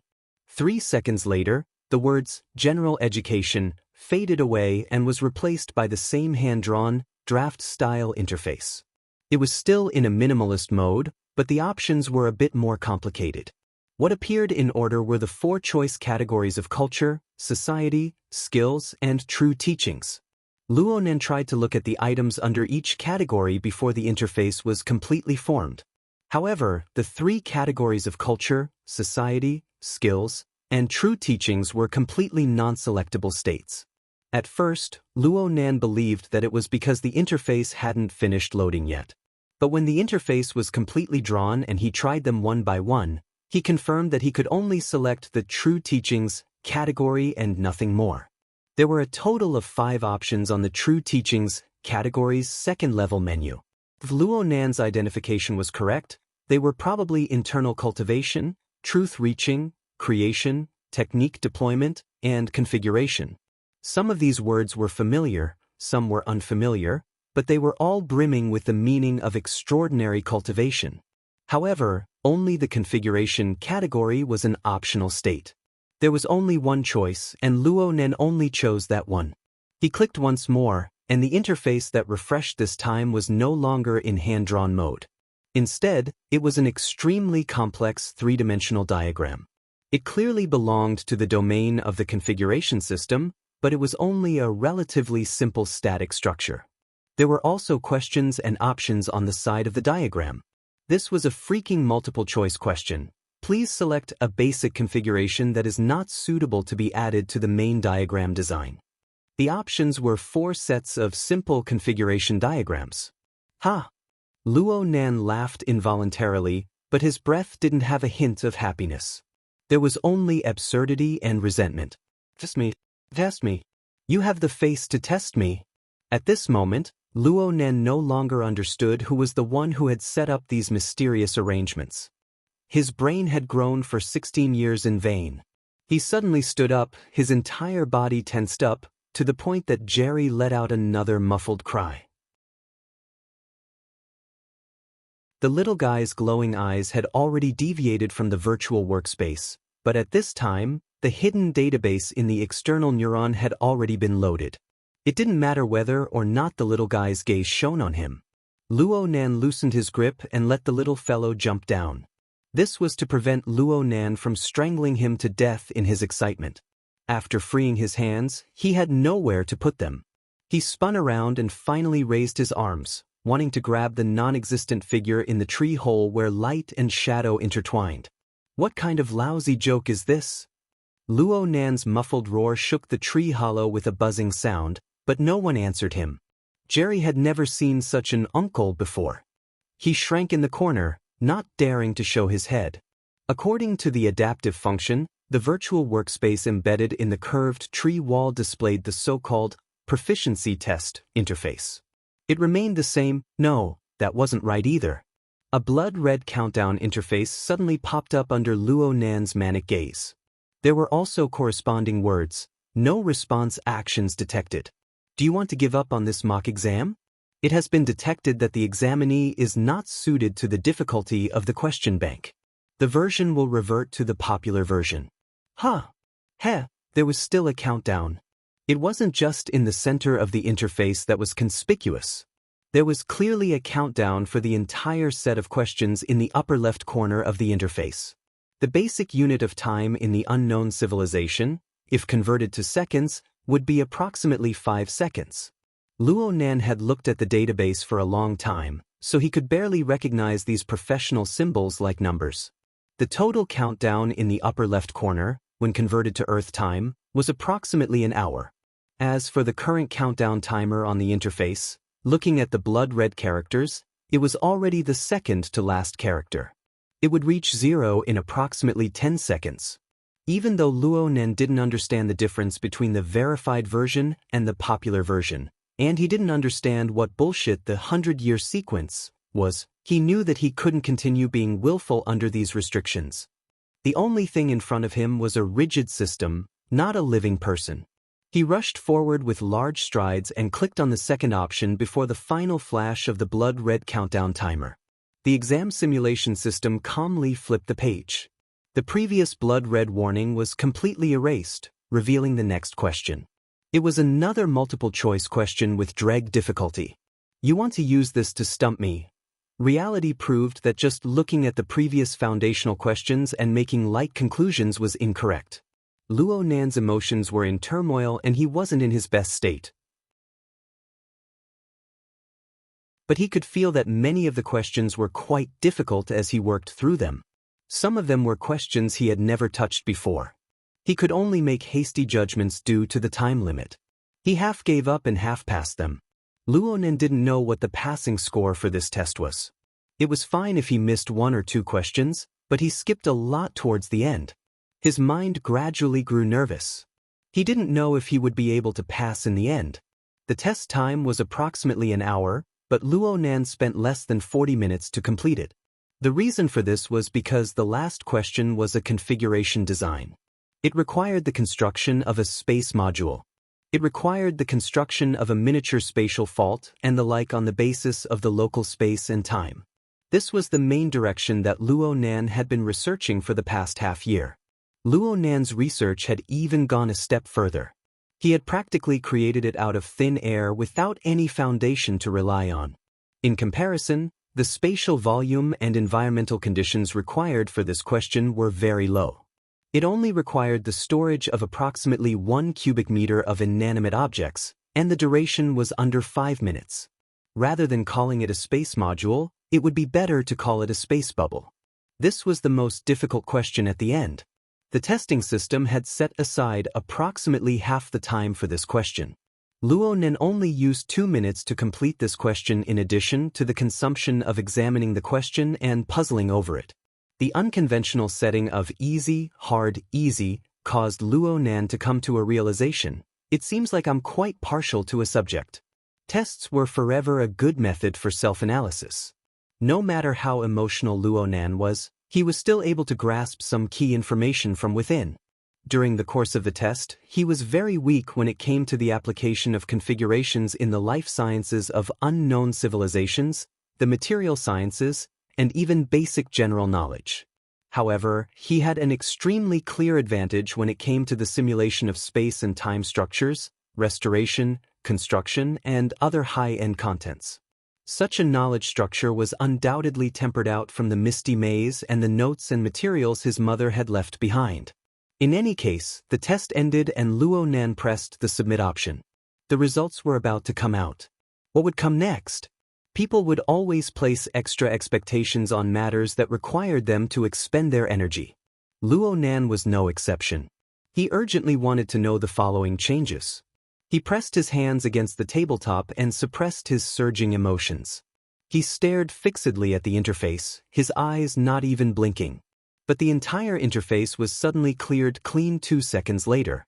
All that was left was a blank area. Not the slightest trace was left behind. Hey!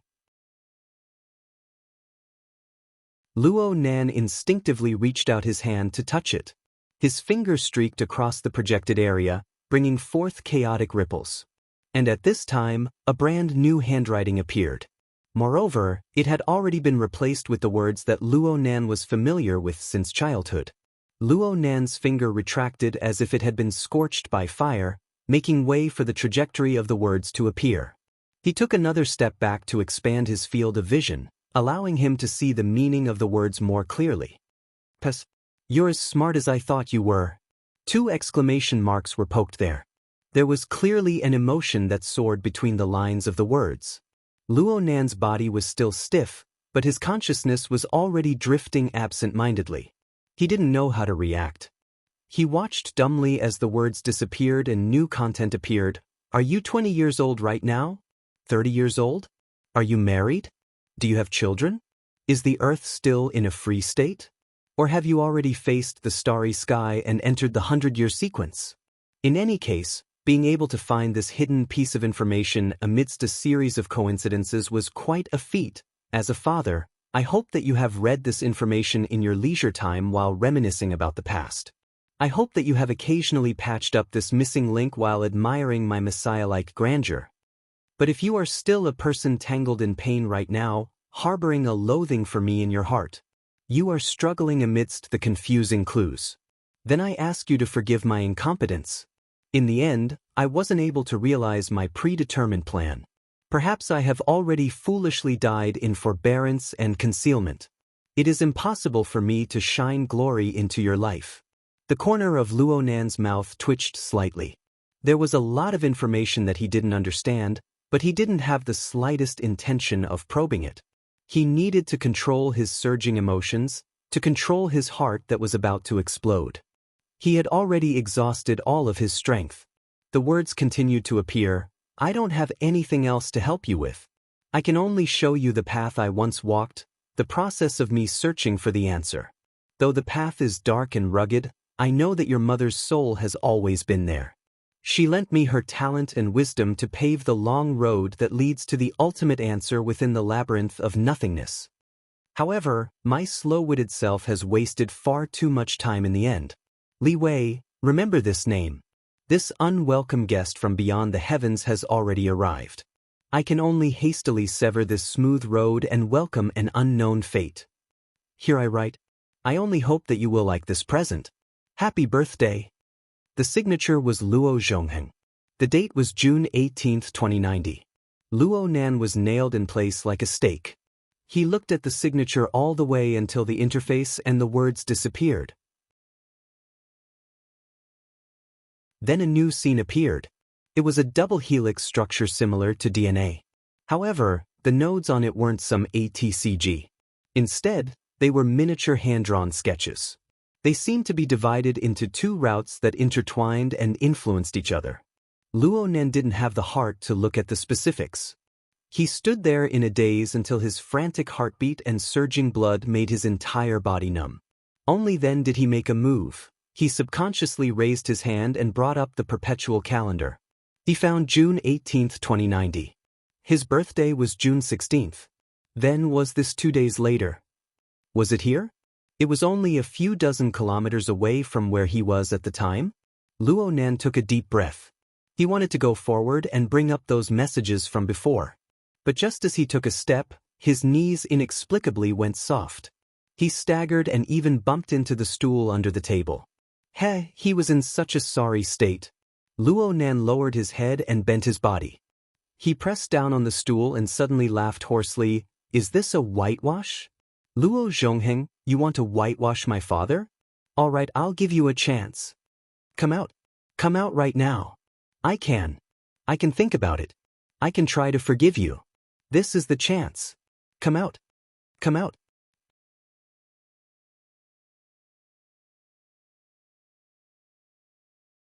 Chapter 774. It's late at night in Ban City. The clouds were still eternally bright, and the originally cloudy environment became even more restless and uneasy because of the sun hanging high in the sky. Snake Tongue floated in the air, her spirit body becoming increasingly illusory and unreal. Sometimes, a gust of wind blew, and her figure seemed to fluctuate and disperse, as if she could transform into the clouds at any time. Gong Qi was at Snake Tongue's side, listening to the strange collapsing sounds that came from the depths of the surging cold currents of clouds. After a moment, he smiled faintly and said, "The clouds and the sun seem to be in harmony, but in fact, they are far from being separated. It's like this on Earth, and it's even worse here. Two originally unrelated space-time, for some reason, are continuously interfering and colliding. This is actually a great help to us." Snake Tongue was silent, but the collapsing sounds were becoming increasingly clear. This is the fluctuation transmitted by space-time interference. Good, very good. Gong Qi's spirit body seemed solid, no different from an ordinary person. At this moment, he stretched out his hand and gently plucked at the clouds, intersecting with the vibrations deep in the air. Under the interference collision, the originally hidden and restrained structure of space-time is revealed. It is necessary to use this to observe and explore. If we can capture traces of the space-time Earth is in during this time, we can wait until the intensity of the interference collision reaches a certain level. The space-time structure will change, and the shackles will loosen. That will be a great opportunity to escape. Escape, huh? Snake Tongue's thoughts were finally transmitted. They were faint and weak, but they carried an undisguised mocking tone. So what if it was really as Gong Qi said? She hadn't forgotten the silk of silence that covered the outer layer of her spirit body. In the past half a year, this strange item had taken advantage of her weakening day by day to continuously penetrate deep into her spirit body, gathering information and attempting to interfere and control her. If it wasn't for the jade-shattering secret technique that Gong Qi was worried about losing everything, perhaps she would have long since been reduced to an artifact spirit. Her life would be worse than death. Even if she truly escaped and returned to the local space-time of Earth, she would still be Gong Qi's captive, and Gong Qi would have thousands of methods to deal with her. Her fate would only be more miserable than it was now. Gong Qi was well aware of Snake Tongue's attitude and thoughts, but he didn't care in the slightest. He was even a bit more amiable than usual. You have to use your heart. This kind of space-time interference information is a good opportunity that you can't encounter on Earth.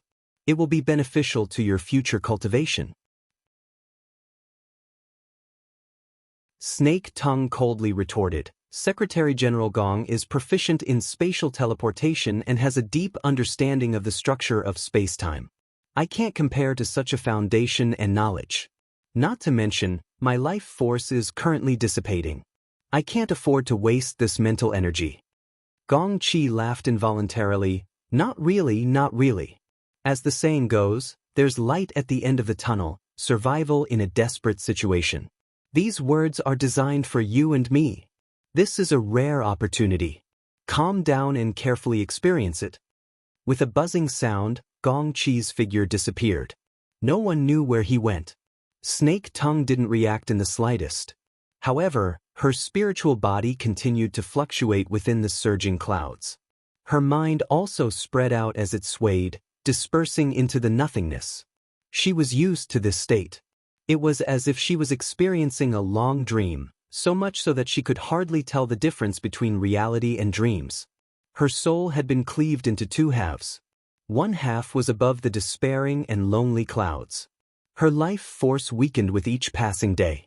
Her mind was muddled every day, and she had to endure Gong Qi's oppression. Every day, she was like a wisp of a remnant soul without any prospects to speak of. She couldn't see any driving force of life. The other half returned to Sakura City. In the hidden environment that she was most proud of, she fused with the fake yet real Kitayama Yuki. She played the role of a retreating artist who was kept as a mistress by a powerful figure in society. This period of her life was much richer. She could walk, sit, and lie like a normal person. She could realize a complete daily routine. She could even go out for a stroll. Shopping wasn't a problem, including online shopping. She could greet and chat with the housewives of the high-class residential district. In the past, this was a boring matter that she couldn't be bothered to deal with. Now, she had a special interest in doing it.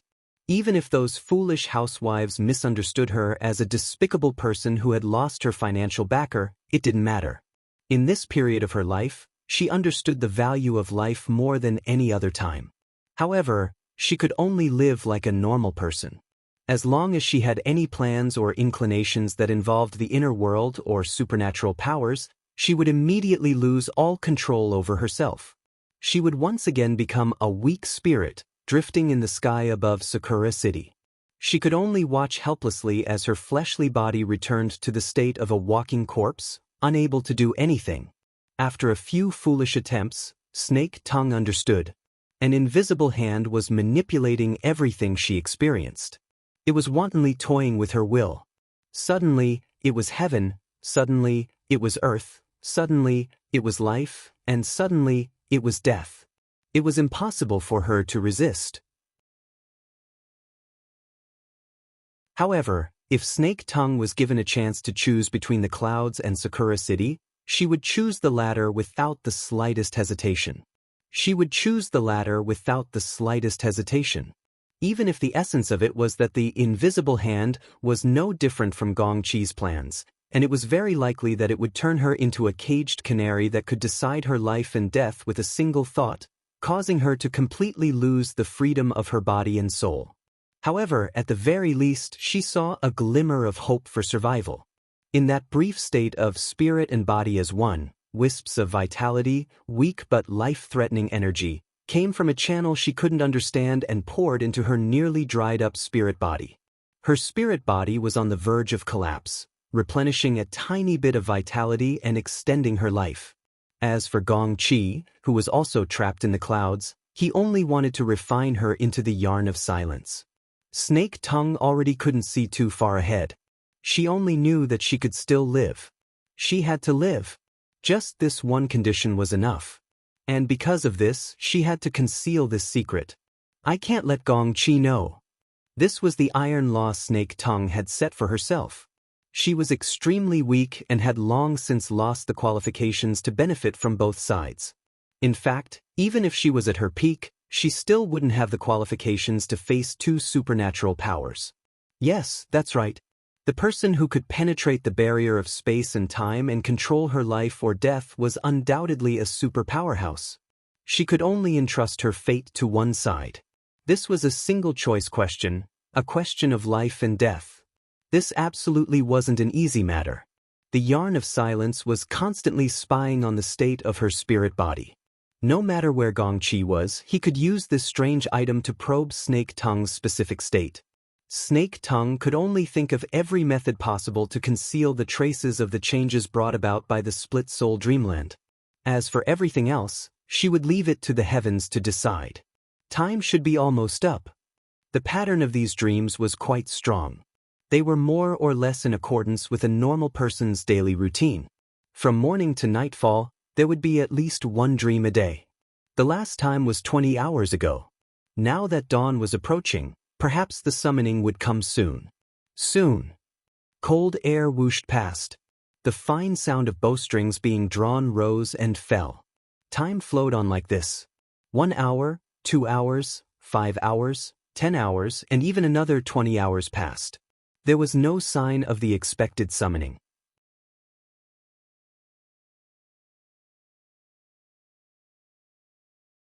Chapter 775. But could it be that this is really a dream?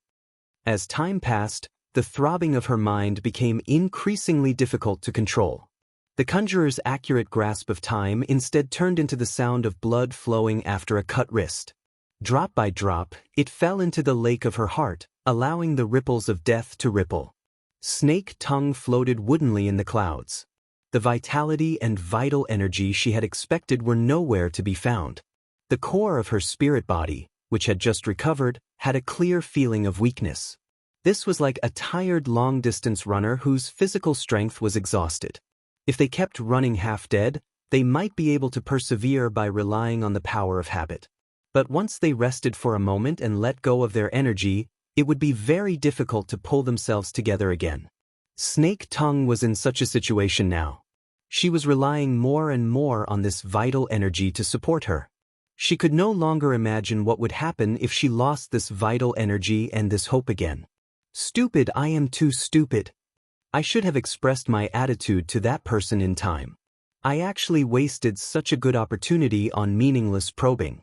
If I miss the opportunity, perhaps I will completely miss it. Countless thoughts were born and extinguished in Snake Tongue's mind.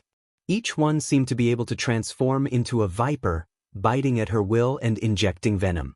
If there was another chance, Snake Tongue swore that she would not hesitate to beg that powerhouse for mercy, even if she had to beg like a dog. But would there really be another chance? High in the sky, the wind whistled and blew. Her spirit body flashed and extinguished. It could scatter into the clouds at any time, almost out of shape.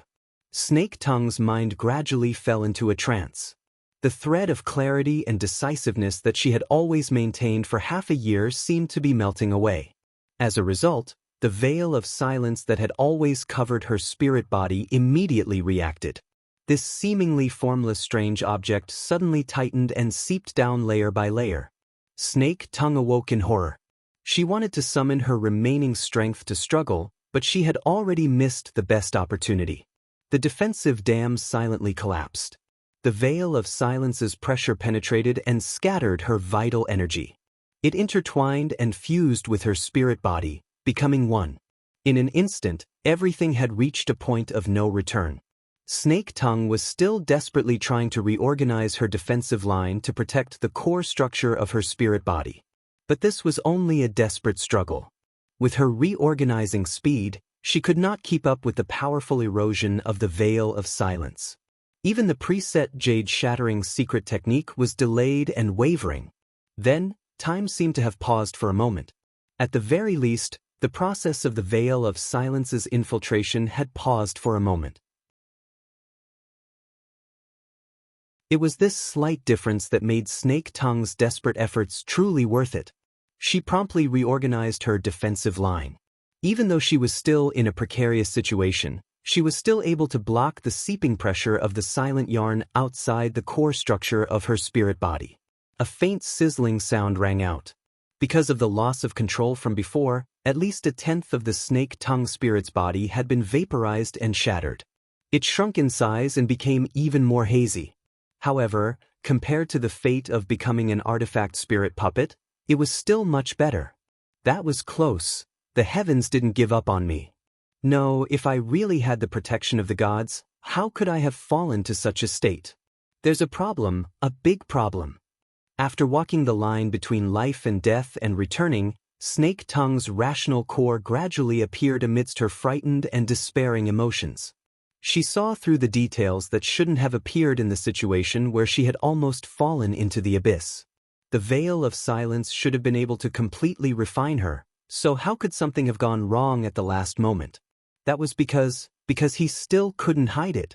With a single thought, she connected all the previous links one after another, forming a logical chain that was gradually becoming complete. At first, Snake Tongue pondered, but then she suddenly began to chuckle. The sound of her laughter became louder and louder, shaking the sky and striking the clouds. It spread far and wide. At this point, the fluke heart hidden in despair and hope vanished into thin air. However, a new thought sprouted, and a large number of roots and branches sprouted, supporting the frail spirit body and channeling new power. What's wrong? My mind is in turmoil. In the midst of Snake Tongue's unbridled laughter, a thought suddenly cut in. The clouds in front of her rolled and soared, and the structure of the void hummed and shook. A second later, Gong Chi's face appeared in the collapsing clouds. His ice-cold willpower pulled out a little more, and the power of an extraordinary would be able to sweep Snake Tongue's frail spirit body into ashes. However, Snake Tongue didn't pay him any attention. Her laughter didn't stop, and she was very happy. Gong Qi's face was calm, as if he had just moved back from afar and didn't know what had just happened. He didn't seem to mind that he had just missed a good opportunity to collect Snake Tongue, nor did he care about her current extremely rude attitude. He only spoke neither quickly nor slowly. When encountering a major event, one must remain calm, especially when hope is in front. In this way, there was almost no difference from 20 hours ago. But now, Snake Tongue heard more meaning. Snake Tongue floated up and laughed in response.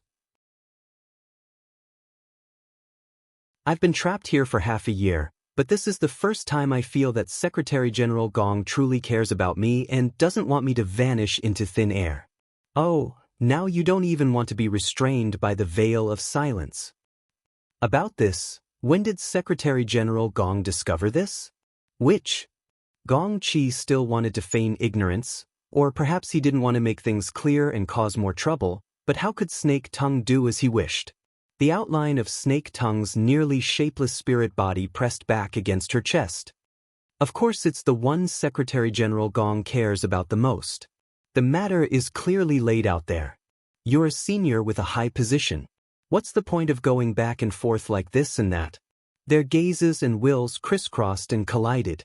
Although there was a difference in strength, in terms of willpower, Snake Tongue didn't fall into a disadvantageous position for a short time. This was a situation that had never occurred since the two of them had come into contact, but it still happened. One wrong step, and every step was wrong, but he had no choice but to make a mistake. Gong Qi muttered to himself for a moment and finally nodded. That's right, there's nothing to hide. Snake Tongue, I'm very interested in the life force accumulated at the core of your spirit body, the channel through which it came. As expected, Snake Tongue laughed silently. Because of the life force transmitted through the unity of spirit and body, it would inevitably change the spirit body's natural weakening trend. Sooner or later, it would accumulate to the point that Gong Qi couldn't ignore it. This day would come sooner or later. Snake Tongue had tried to conceal it, but she only hoped to escape this cloud prison before Gong Qi sensed it. Unfortunately, in the end, she hadn't made it in time. Gong Qi, this old bastard, naturally didn't slow down because he cherished Snake Tongue's life. Instead, he had misgivings. He had misgivings about the fleeting channel that was connected to her spirit body. Clearly, the words he had said before about the collision of space-time and the loosening of the structure were too much of an exaggeration. Gong Qi didn't have the confidence. At the very least, this old bastard didn't have the confidence to return to Earth after escaping this world. So Gong Qi specifically mentioned the traces of the space-time Earth was in. In this old bastard's calculations, she was a kite with a string on the other side of Earth. No matter what, the string couldn't be broken. But was the string really still there? What was the plan of the powerful being who was far away on Earth, the one who dominated her life and hope? Le quietly walked into the living area on the lower deck of the yacht. Right now, the lighting in the small living room had already been dimmed. Only the radiance of the projection diffused. Luo Nan sat on the sofa in the small living room. He was like a sculpture. Occasionally, he would move his fingers, change angles, and switch images. He quietly examined the complex structure that could dazzle people. Inla didn't dare to disturb him. She just waited at the entrance. Ever since Luo Nan returned to Xia City, Li's sharp senses told her that Luo Nan was a bit different from before when they met again. On the surface, this man seemed to have obtained a complex design from who knows where. It was similar to the double helix structure of DNA. And every node on it was a complex design diagram. After Luo Nan returned, he stared at it in a daze. Sometimes his brows furrowed. Sometimes he would suddenly laugh. His moods were unpredictable. But Le clearly felt that there was a wonderful core within this chaotic state of mind. Especially when he was contemplating. He was truly contemplating. He wasn't thinking like he was facing a big exam. He was racking his brains in a competition. He was more like a philosopher. His thoughts were condensed but not rigid. His thoughts were scattered but not chaotic. His rhythm was much more relaxed. This kind of Luo Nan's behavior pattern was increasingly hard to predict. What happened in the few hours he spent returning to Xia City yesterday? Looking at the current situation, it didn't seem to be too bad. Yin Lu really wanted to get to the bottom of this, but as Luo Nan's personal secretary, she needed to keep her duties. She could only restrain her curiosity and wait in silence until Luo Nan's observation came to an end. What happened? Luo Nan didn't turn off the light in the work area. He just tilted his head to ask. Yin Lu walked to the side of the sofa. She bowed and answered, Miss Moya took a cruise ship. It arrived at the port at 4 in the afternoon. The person in charge of receiving her was a member of the Banqing Music Festival's organizing committee. Luo Nan should be able to obtain more detailed information about this from Xia City. Yin Lu just skimmed over it. She just said the information she obtained through the Blood Flame Orders channels. Miss Moya's fan club is being held at a cultural center near the hotel she's staying at. The scale isn't large. There are about 150 people present. But at the same time the fan club is being held, Yukawa Isuk, the sponsor you reminded us to pay attention to, will be going to inspect the cultural center. The cultural center is the property of Yukawa's family. Luo Nan's lips twitched. What a coincidence. He took the flexible screen Yin Lu handed over as he spoke and looked at the relevant information. According to what was shown, Yukawa Isuk wasn't an ability user. But his family had an illustrious reputation in Banqing. They had strong influence in both the military and the political world. They were also very active project investors. They had invested funds in many frontier projects. They could be considered a very standard investor. And then there was Appraiser Jade Association. Luo Nan caught this word he had heard before from Yukawa Isuk's long list of titles. Yin Li's intelligence work could be considered solid. She even added a link to this specific organization. Luo Nan opened it and sized it up a few times. He paid particular attention to the numerous names and their corresponding backgrounds. He suddenly laughed when he was done.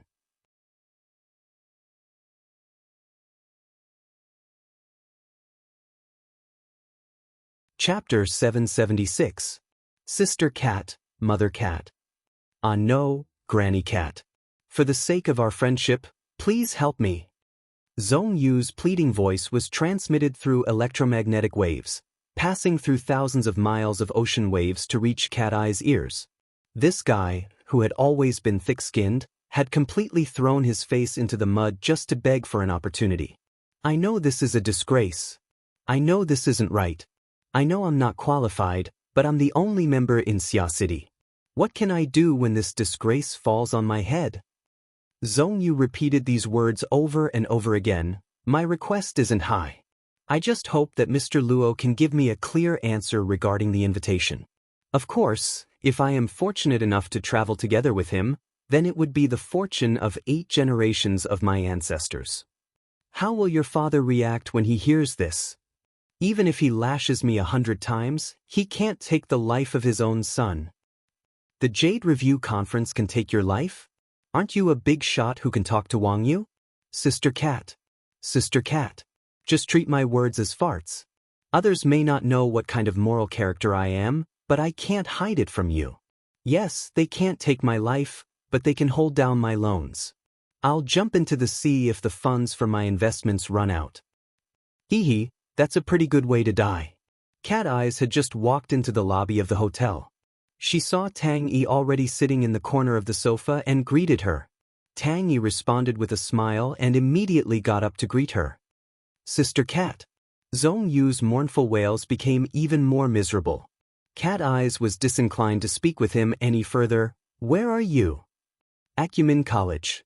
It's right here at Gear on the north coast. Sister Cat, I knew you would help me. Thank you. Thank you. As long as Mr. Luo is willing. You see that little forest behind Gear? Half a year ago, a fellow named Tank died there. His internal organs ruptured and his flesh turned to mush. If this isn't enough, there's another fellow named Jin Tong. He's in the sea outside Xia City. Not even his bones remain. If you jump down there, you might be able to find him as a companion. Sister Mao, don't scare me. Hee hee, I'm just reminding you that your father can whip you, the Jade Inspection Association can take your loan, and that person can take your life if he's in a bad mood. For the sake of our friendship, I'll give these words to you for free. You're welcome. Cat Eyes hung up the phone. She frowned slightly. Actually, she was a bit baffled. That shameless bastard Zhong Gong was nowhere to be found. This proved that Luo Nen really wasn't at gear on the North Bank. That guy had been hiding for almost a week. Where did he go? It wasn't to the extent of completely cutting off contact with the outside world. Could it be that he ran to another city like a few days ago?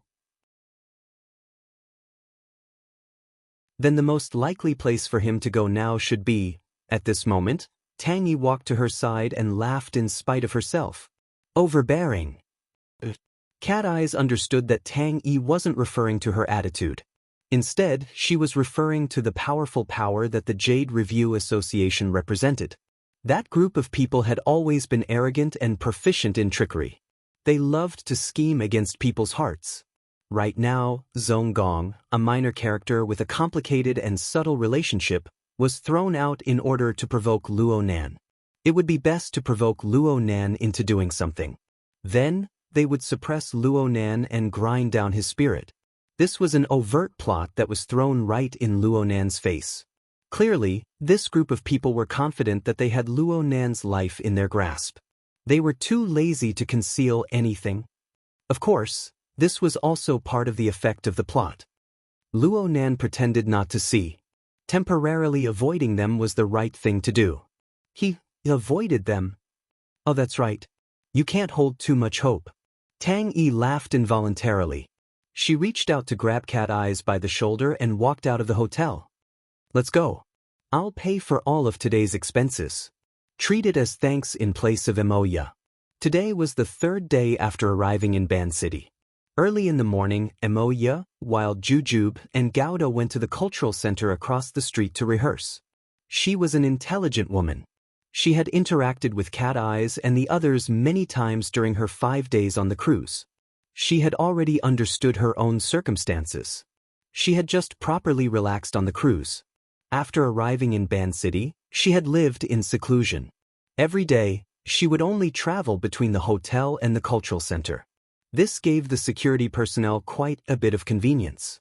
As for Cat Eyes and Tang Yi, their mission today was to patrol the surrounding environment, formulate a revised route of retreat, and so on.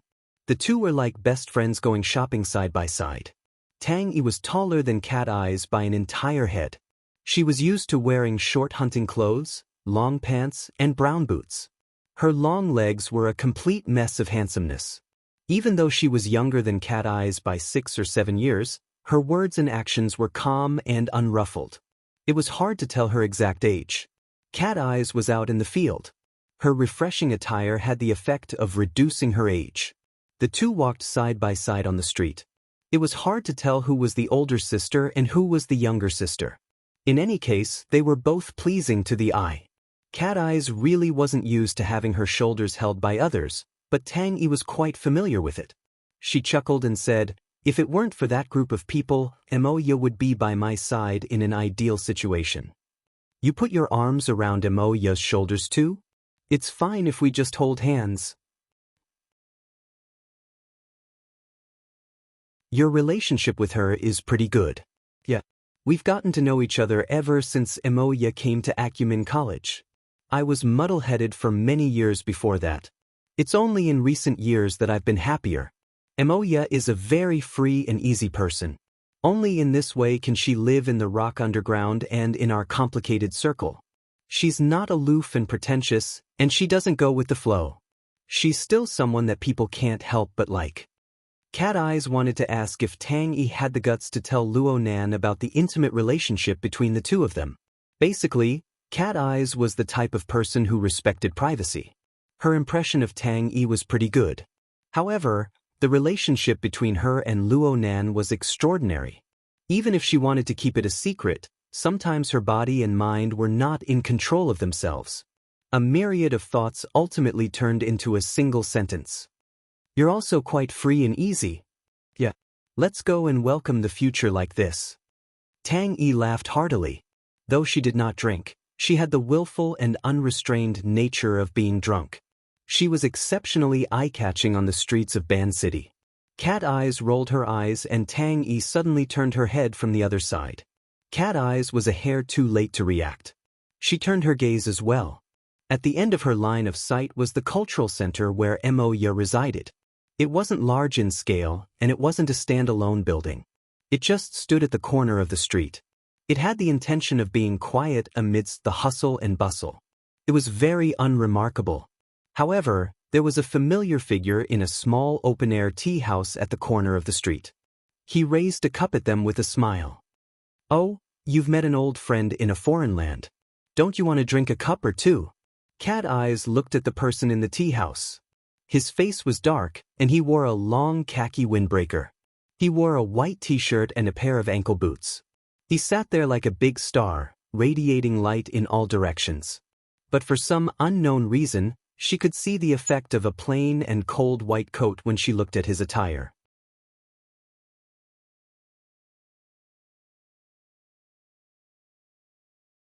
Chapter 777. Cat Eyes, long time no see. Her red lips curled up beneath her sunglasses. Bai Xinyan calmly replied to Cat Eyes. They were both ability users of the world circle of Xia City. Of course, the two of them knew each other, but their friendship was superficial. However, the way Bai Xinyan treated the other person was completely different. She even put down her cup, smiled, stood up, and opened her arms. "Don't you want a hug, Peony?" The corners of Tang Yi's lips curled up, and she stepped forward to give Bai Xinyan a hug. In the East Asian cultural circle, this was already a relatively intimate action. Cat Eyes was quite surprised. "You two know each other?" More than half a year ago, Tang Yi had not officially entered the entertainment circle. Was it because of Her Majesty Empress Wu? Sure enough, this was Bai Xinyan's explanation. In the past, we were all with Her Majesty Empress Wu, and we all have a standard attractiveness. It's very normal for us to admire each other. Comparing mirrors is much more interesting. Unfortunately, Ying is not here. She's probably here to stab you. Compared to Bai Xinyan, Tang Yi's attitude was a bit calmer. She didn't have any intention of sitting down and having a long conversation. She spoke very straightforwardly. "Last time, you caused trouble and forced that person to explode. You actually dare to come and join in the fun?" Cat Eyes knew that Tang Yi was referring to the 2000th Miss incident. Bai Xinyan was the one who let out the news, arousing the greed of countless people. Luo Nan Ruiwen, and even their entire family were pushed into the teeth of the storm. Were it not for the fact that Xia City had two extraordinaries overseeing it, and that they had promptly sent Jin Tong as a sacrifice to the heavens, as well as Luo Nan's world-shaking speech, it was unknown to what degree the situation would have deteriorated to. Bai Xinyan pretended not to know. "I have no choice. I found a new boyfriend, but he's a black-hearted bastard. I can't cure him at all. If I don't destroy a few of his cards, I'll feel like I'm losing out." Tang Yi glanced at her. "What about your boyfriend?" Bai Xinyan laughed as she waved her hand. Her chestnut-colored hair swayed gently. Under her black hair, her red lips and white teeth were revealed. She had the standard posture of a flirtatious B***tish. "You want that kind of trash to go shopping with a woman? I'll just bring his card."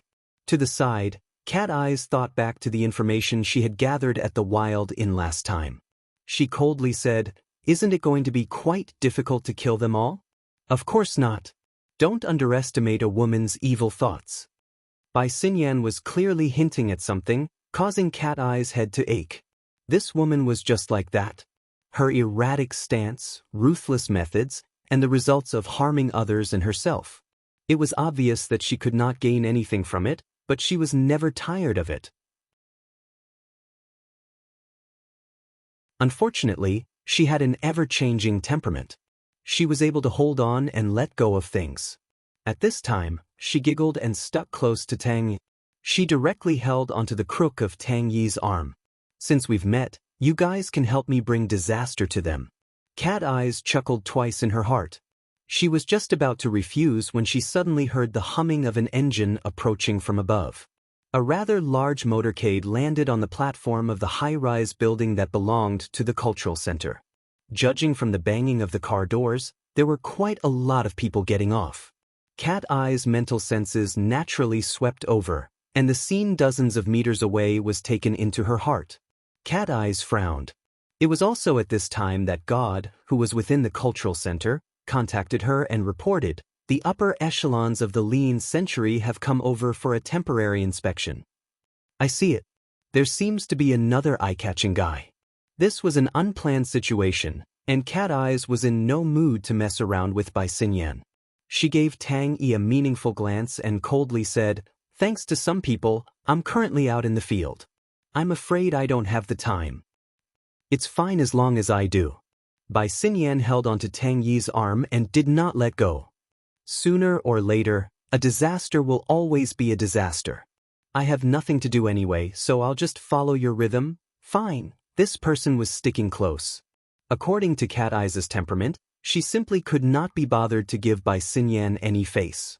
She would just wash her hands and leave. However, there was still Tang Yi in the middle. Tang Yi's expression was calm and tranquil. Her attitude towards Bai Xinyan was completely different, but she never had any intention of pushing Bai Xinyan away. It was clear that there were some tricks that outsiders did not know about. Cat Eyes exchanged glances with Tang Yi once more. They briefly weighed the pros and cons, but in the end, she still curled her lips and walked in front without saying a word. They directly entered the cultural center.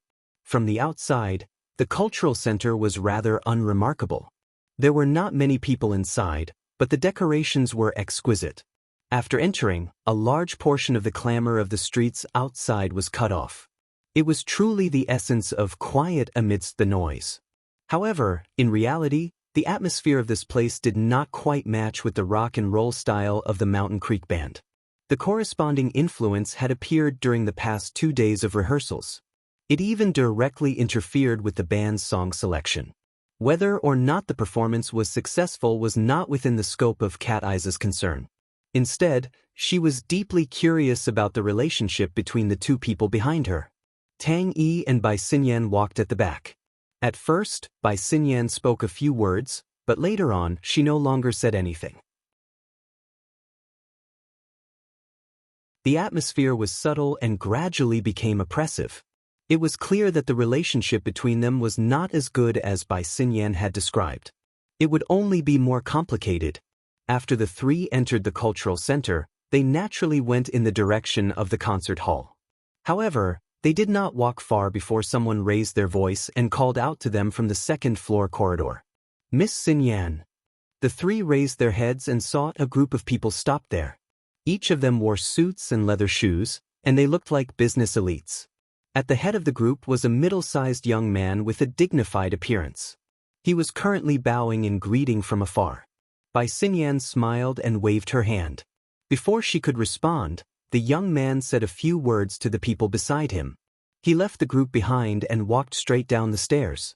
It must be said that this was Cat Eye's first time seeing this person. However, she had long since read his information.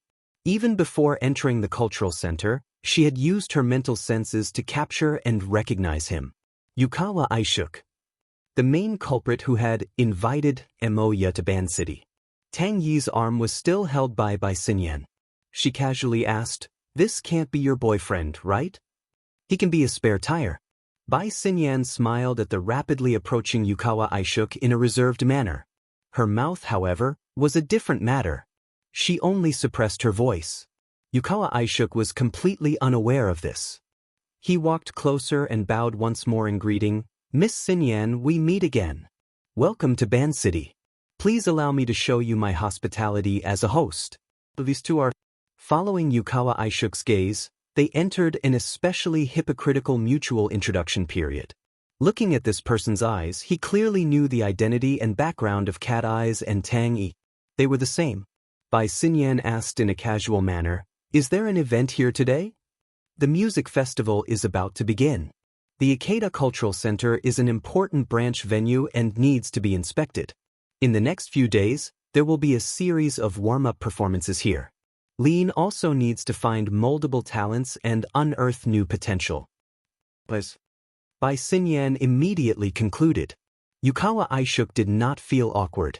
He maintained a polite smile. I'm sorry, I didn't manage to hide it from Miss Xinyan. Truth is often impolite.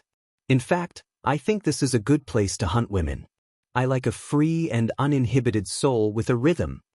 At this moment, the gazes of the three women focused on Yukawa Aishuk's face. Soon after, their gazes converged in the air, transmitting subtle information to each other. Of course, Bai Xinyan's eyes were hidden behind her sunglasses. No one could see through her. Yukawa Aishuk very well blended offense and politeness together. The 6th is the day the Jade Light sets sail. It is also the holiday I set for myself.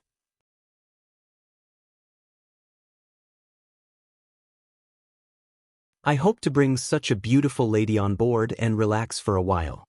Bai Xinyan asked him again, has someone already chosen?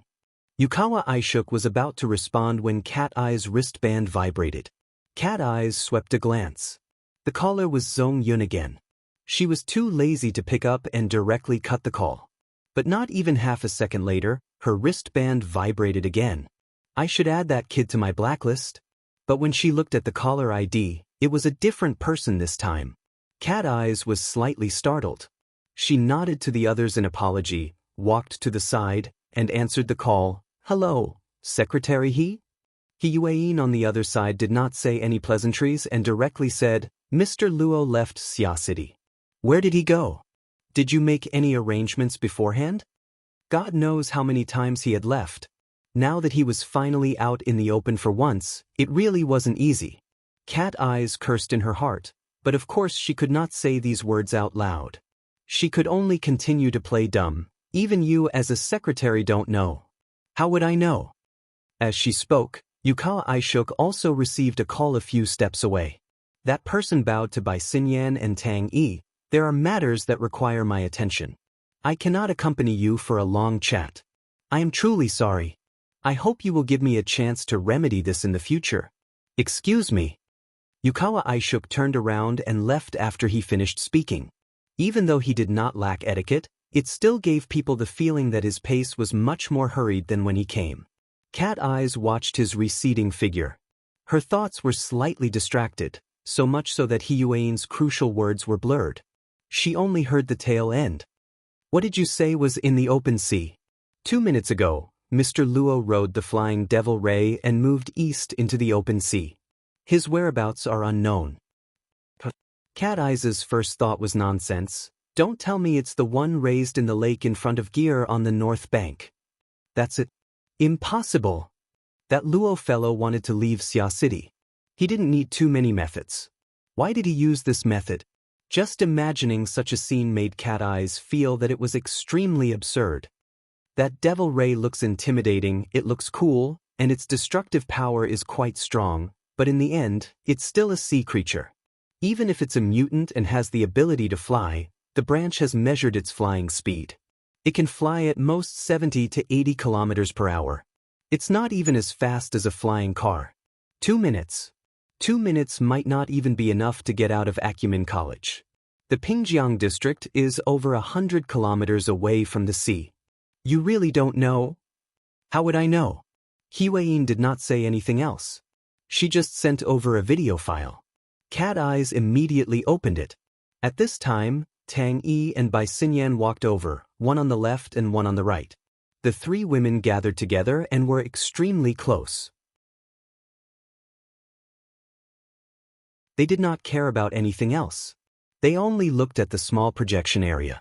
The original image was probably a random shot by a passerby. The ambient noise was very noisy, but the anti-shake lens was very powerful.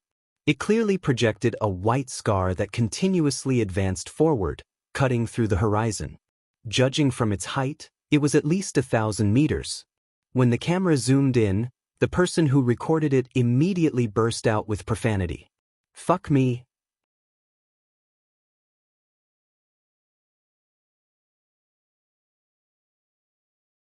Chapter 778.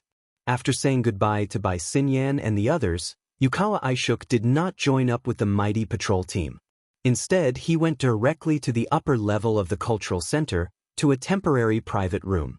In here, he turned on the projection system and silently looked at the video data from various channels. The angles, sharpness, and duration of these videos were all different. But the core content of the video was, without exception, the sky above Xia City, the dazzling flight trail. The advantage of piling up data was that there was more information than appearing through a single channel. This set of video data started from when Luo Nen stepped out of gear on the north bank, shook off Zhonglang, and boarded the Flying Devil Ray all the way until he entered the sea outside Xia City. The entire process was recorded. The internal intelligence analyst of the corporation listed out the information revealed in the series of videos one by one. Target flight distance 134 kilometers. Target flight speed, Mach 2. 5 average speed. Maximum speed, Mach 4. The Devil Ray's limbs are in an unnatural state. High probability is that it is only a carrier of energy operation. Flight altitude, temperature, and surrounding atmospheric environment do not meet the conditions for a flight trail. It is suspected that there is a large amount of water vapor gathering beforehand. The analyzed data elements were extremely detailed. It looked like Luo Nan had been thoroughly dissected inside and out. A countermeasure could be formulated at any time. But reality was far from this. Yukawa Aishuk only skimmed through the video analysis data once. His mind was elsewhere. But after these videos, after flying out of Xia City, it went straight to the bottom of the sea. Its whereabouts are unknown.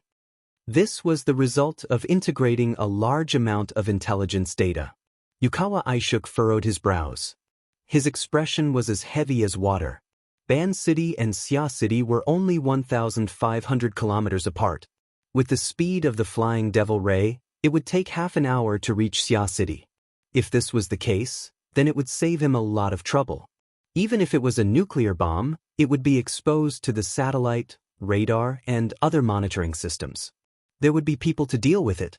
But after Luo Nen flew out of Xia City, he went straight to the bottom of the sea. This move alone turned 70 to 80% of the satellite and radar equipment into scrap.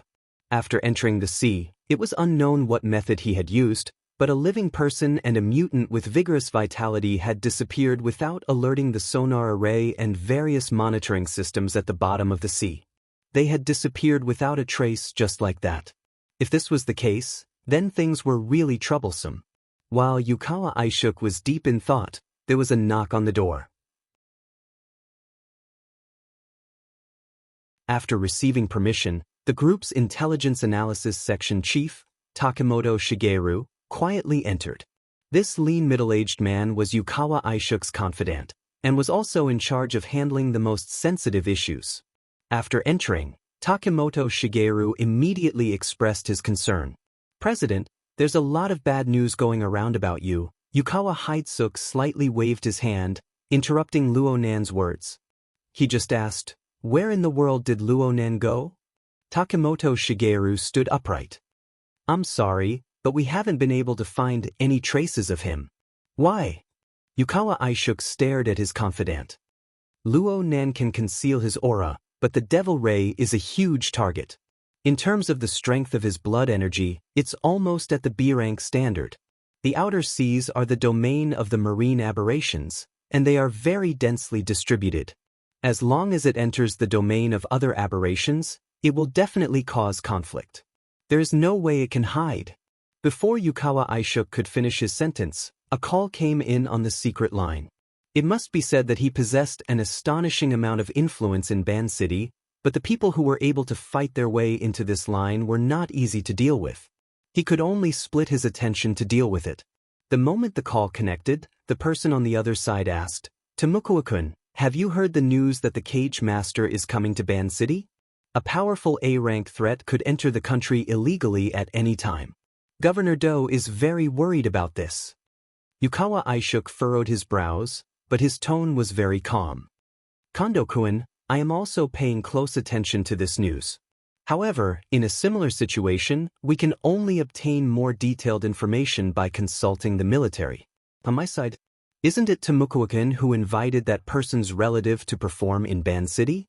Governor Do believes that you have a good relationship with that person, so he hopes to express his concern through Tomukua-kun."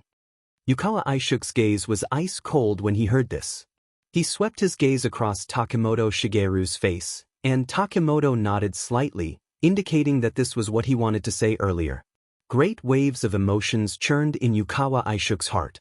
He managed to deal with Governor Do's loyal dog with great difficulty. He hung up the phone and stared at Takemoto Shigeru. Someone is deliberately spreading the news that I invited Emoya to participate in the music festival? Having a smart boss would save a lot of time and effort.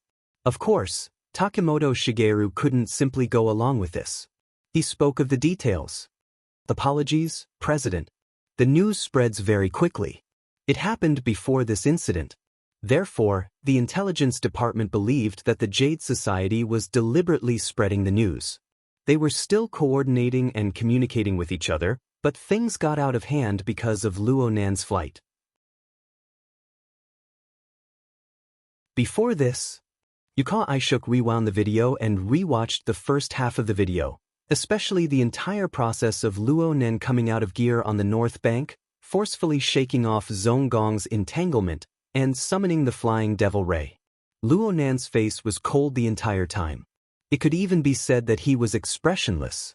It was in line with his usual reserved persona, but according to Takemoto Shigeru, there was clearly a deeper meaning behind this.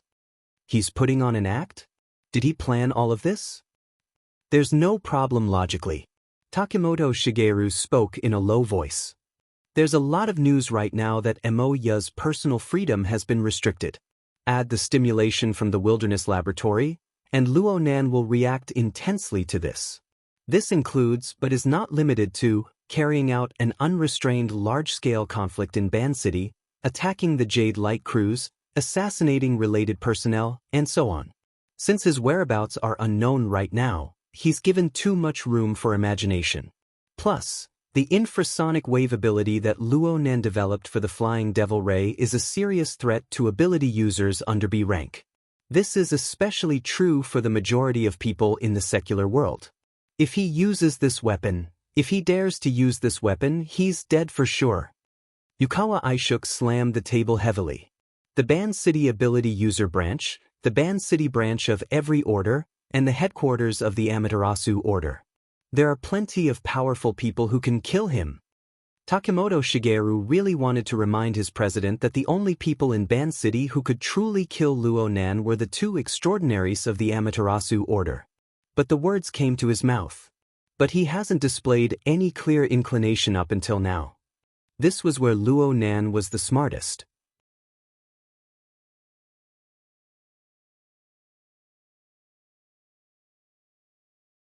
Chapter 779. There's no news of Luo Nan's whereabouts at the moment. Okay, we'll keep in touch. I'm not the organizer of the auction, but I will communicate with the Toyama auction house about the relevant matters. Hino-kun, if you've seen the video, you should know that it's impossible to maintain that speed for a long time. Otherwise, why would he hide under the sea? My opinion isn't important. This is the analysis of a professional. After a few rounds of phone calls, Yukawa Aishuk's head was about to explode. Just now, someone actually asked him if he could get the Jade Light to set sail ahead of schedule to help Ban City escape from the center of the hurricane. Were those idiots joking? The problem was that the people who called didn't think so at all. To them, it was a matter of life and death. Ignoring it would be the greatest joke. After being bombarded by all sides, Yukawa Aishuk could not help but feel restless. It was without a doubt that the more brilliant Luo Nan's response was, the more his sorry state was manifested. This was a situation that Luo Nan had never thought of when he had designed the entire plan. Driven by his terrible mood, Yukawa Aishuk silently clenched his teeth. He forced himself to remain calm and tried to mock Luo Nan. Luo Nan sure is ruthless. I don't know how far away he is from Ban City, but I'm closer to his sister. Bastard. At the end of his sentence, Yukawa Aishuk cursed, mostly at himself. He had obviously lost his composure. His words were seriously out of character, and from the most realistic point of view, he really did not have the confidence to do so. The Luo Nan from the intelligence reports was a fellow who could do anything. It was true that the Yuchuan family was a large family with a large business, but the foundation of their business was still in Ban City. If Luo Nan really were to disregard everything and use infrasonic waves to cleanse the land, Luo Nan might not be able to live after this, but the Yuchuan family would basically be removed from the list of powers with global influence. He would only be asking to be humiliated if he didn't tear off all the feathers on that brat's body. Takemoto Shigeru lowered his head in silence, giving Yukawa Aisuk a chance to adjust himself. Yukawa Aisuk took a deep breath and closed his eyes. The sudden darkness stimulated his imagination to a certain extent. He felt as if he had touched a spider web between the branches and leaves. He thought he could brush it off easily, but he did not expect the web to be so sticky and entangled him. He wanted to break free, but when he turned his head, he met the cold eyes of the spider. After a brief moment of absent-mindedness, Yukawa Aisuk's thoughts continued to flow. He had underestimated Luo Nan before. In the end, the information obtained from the intelligence reports was still not solid enough. In other words, it did not reflect his growth and progress during this period of time. Now that he had suffered this move, he finally understood a little. However, being stung was truly painful. Yukawa Aisuk slammed the table heavily. His emotions had not calmed down yet. The childish face in the intelligence report appeared clearly again. It blended together with the spider in his imagination, slowly changing and correcting itself. Actually, many people had to revise their impressions of Luo Nan from this moment on. Similarly, in Ban City, on the Ray yacht on Beishan Lake, the lights in the living area of the lower deck were habitually extinguished. Only the projection light propped up a semi-illusory light screen. There was a complex configuration picture on it, but it had been on for a long time. Luo Nan's head leaned back, the back of his neck resting against the back of the sofa. His eyelids were closed, seeming to have already fallen asleep. Maybe he's too tired, Inlu thought. It seemed that Luo Nan hadn't slept for over 40 hours. He didn't do his exoskeleton armor training anymore. His entire mind was placed on the double helix structure. Plus, the frequency of his trips to Xia City had increased by a lot. He had just returned. It was this trip that gave Inlu a fright. How in the world did he do it? Everything that Luo Nan did in the past few hours was far too horrifying. The flying devil ray that forcefully accelerated to Mach 4 mysteriously disappeared after entering the sea. Then, Luo Nan appeared on Beishan Lake in Ban City a few minutes later. The latter could be explained by the mysteries of the transmission array. But how could one explain the mysterious disappearance of the devil ray that soared into the sky? Also, the mysterious and unfathomable methods, the urgent steps, and the drumbeat were clearly signs of an impending storm. But Luo Nan had yet to make it clear where his target was. Clearly, his temporary personal secretary, Mrs. Halder, who was far away in T-City, and the entire Blood Flame Order had yet to obtain Luo Nan's complete trust. Or perhaps, they had yet to rise to the level he needed. Yin Li's mind was filled with thoughts, but she did not dare to disturb him. She wanted to return to the attendant room to get some things, so she quietly made her way over. But when she passed behind the sofa, she suddenly felt something abnormal. The temperature of the air, or more accurately, the temperature of the air surrounding Luo Nan, had clearly risen. The natural flow of heat was clearly under some sort of control. There were no abnormalities within a meter, so Inle had not discovered it before. But at this moment, Inle borrowed the dusky light to faintly see that Luo Nan's complexion was off. An abnormal layer of dark red spread to every inch of his skin as far as the eye could see. This couldn't be a fever. Did something go wrong with his cultivation? The thought flashed through her mind, and Yin Li's heart tightened. She subconsciously extended her hand to touch Luo Nan's forehead. She was just a few centimeters away from touching Luo Nan when the skin on her fingertips actually felt a scorching sensation. This was a disaster. Inla suddenly retracted her hand. Aside from being shocked, she also recalled that this was a critical symptom. She absolutely could not allow any external stimulation. She took a step back, wanting to report to Mrs. Halder. If Luo Nan was sick, he could find a doctor. There were doctors on the yacht. But if there were problems with his cultivation, he could only rely on a senior figure in this field. The dark room suddenly lit up at this moment. Lu instinctively raised her head and saw Luo Nen open his eyes. The light that illuminated the dark room seemed to have shot out from the depths of his eyes. Was it a hallucination? What's the matter? Luo Nan's tone was flat, forming a stark contrast with the heat that bubbled around his body. Mister, just now you? Lu did not know how to describe it. Oh, I was gathering energy. Luo Nan turned his head, and his gaze pointed forward. However, it was not focused on a certain place. His clairvoyance was focused on the depths of the void. There were countless threads of light crisscrossing. The layers of light converged to form a deep spiderweb structure. Bloody light followed the direction of the threads on the spiderweb structure, pouring into countless nodes. Then it spread and grew from there, intersecting with each other. This was the altar spiderweb constructed by the Wraith sign. However, this was the control system presented by the feedback of Luo Nan Qi, which had probed into the human heart. You're tuning in to the Passion Pages YouTube channel. We're so grateful for your support, and don't forget to subscribe to join us on this incredible journey through captivating stories. Your generosity through donations truly makes a world of difference, as it's the primary source of revenue that allows me to expand and enhance this channel for you. Thank you from the bottom of my heart for being a part of this adventure.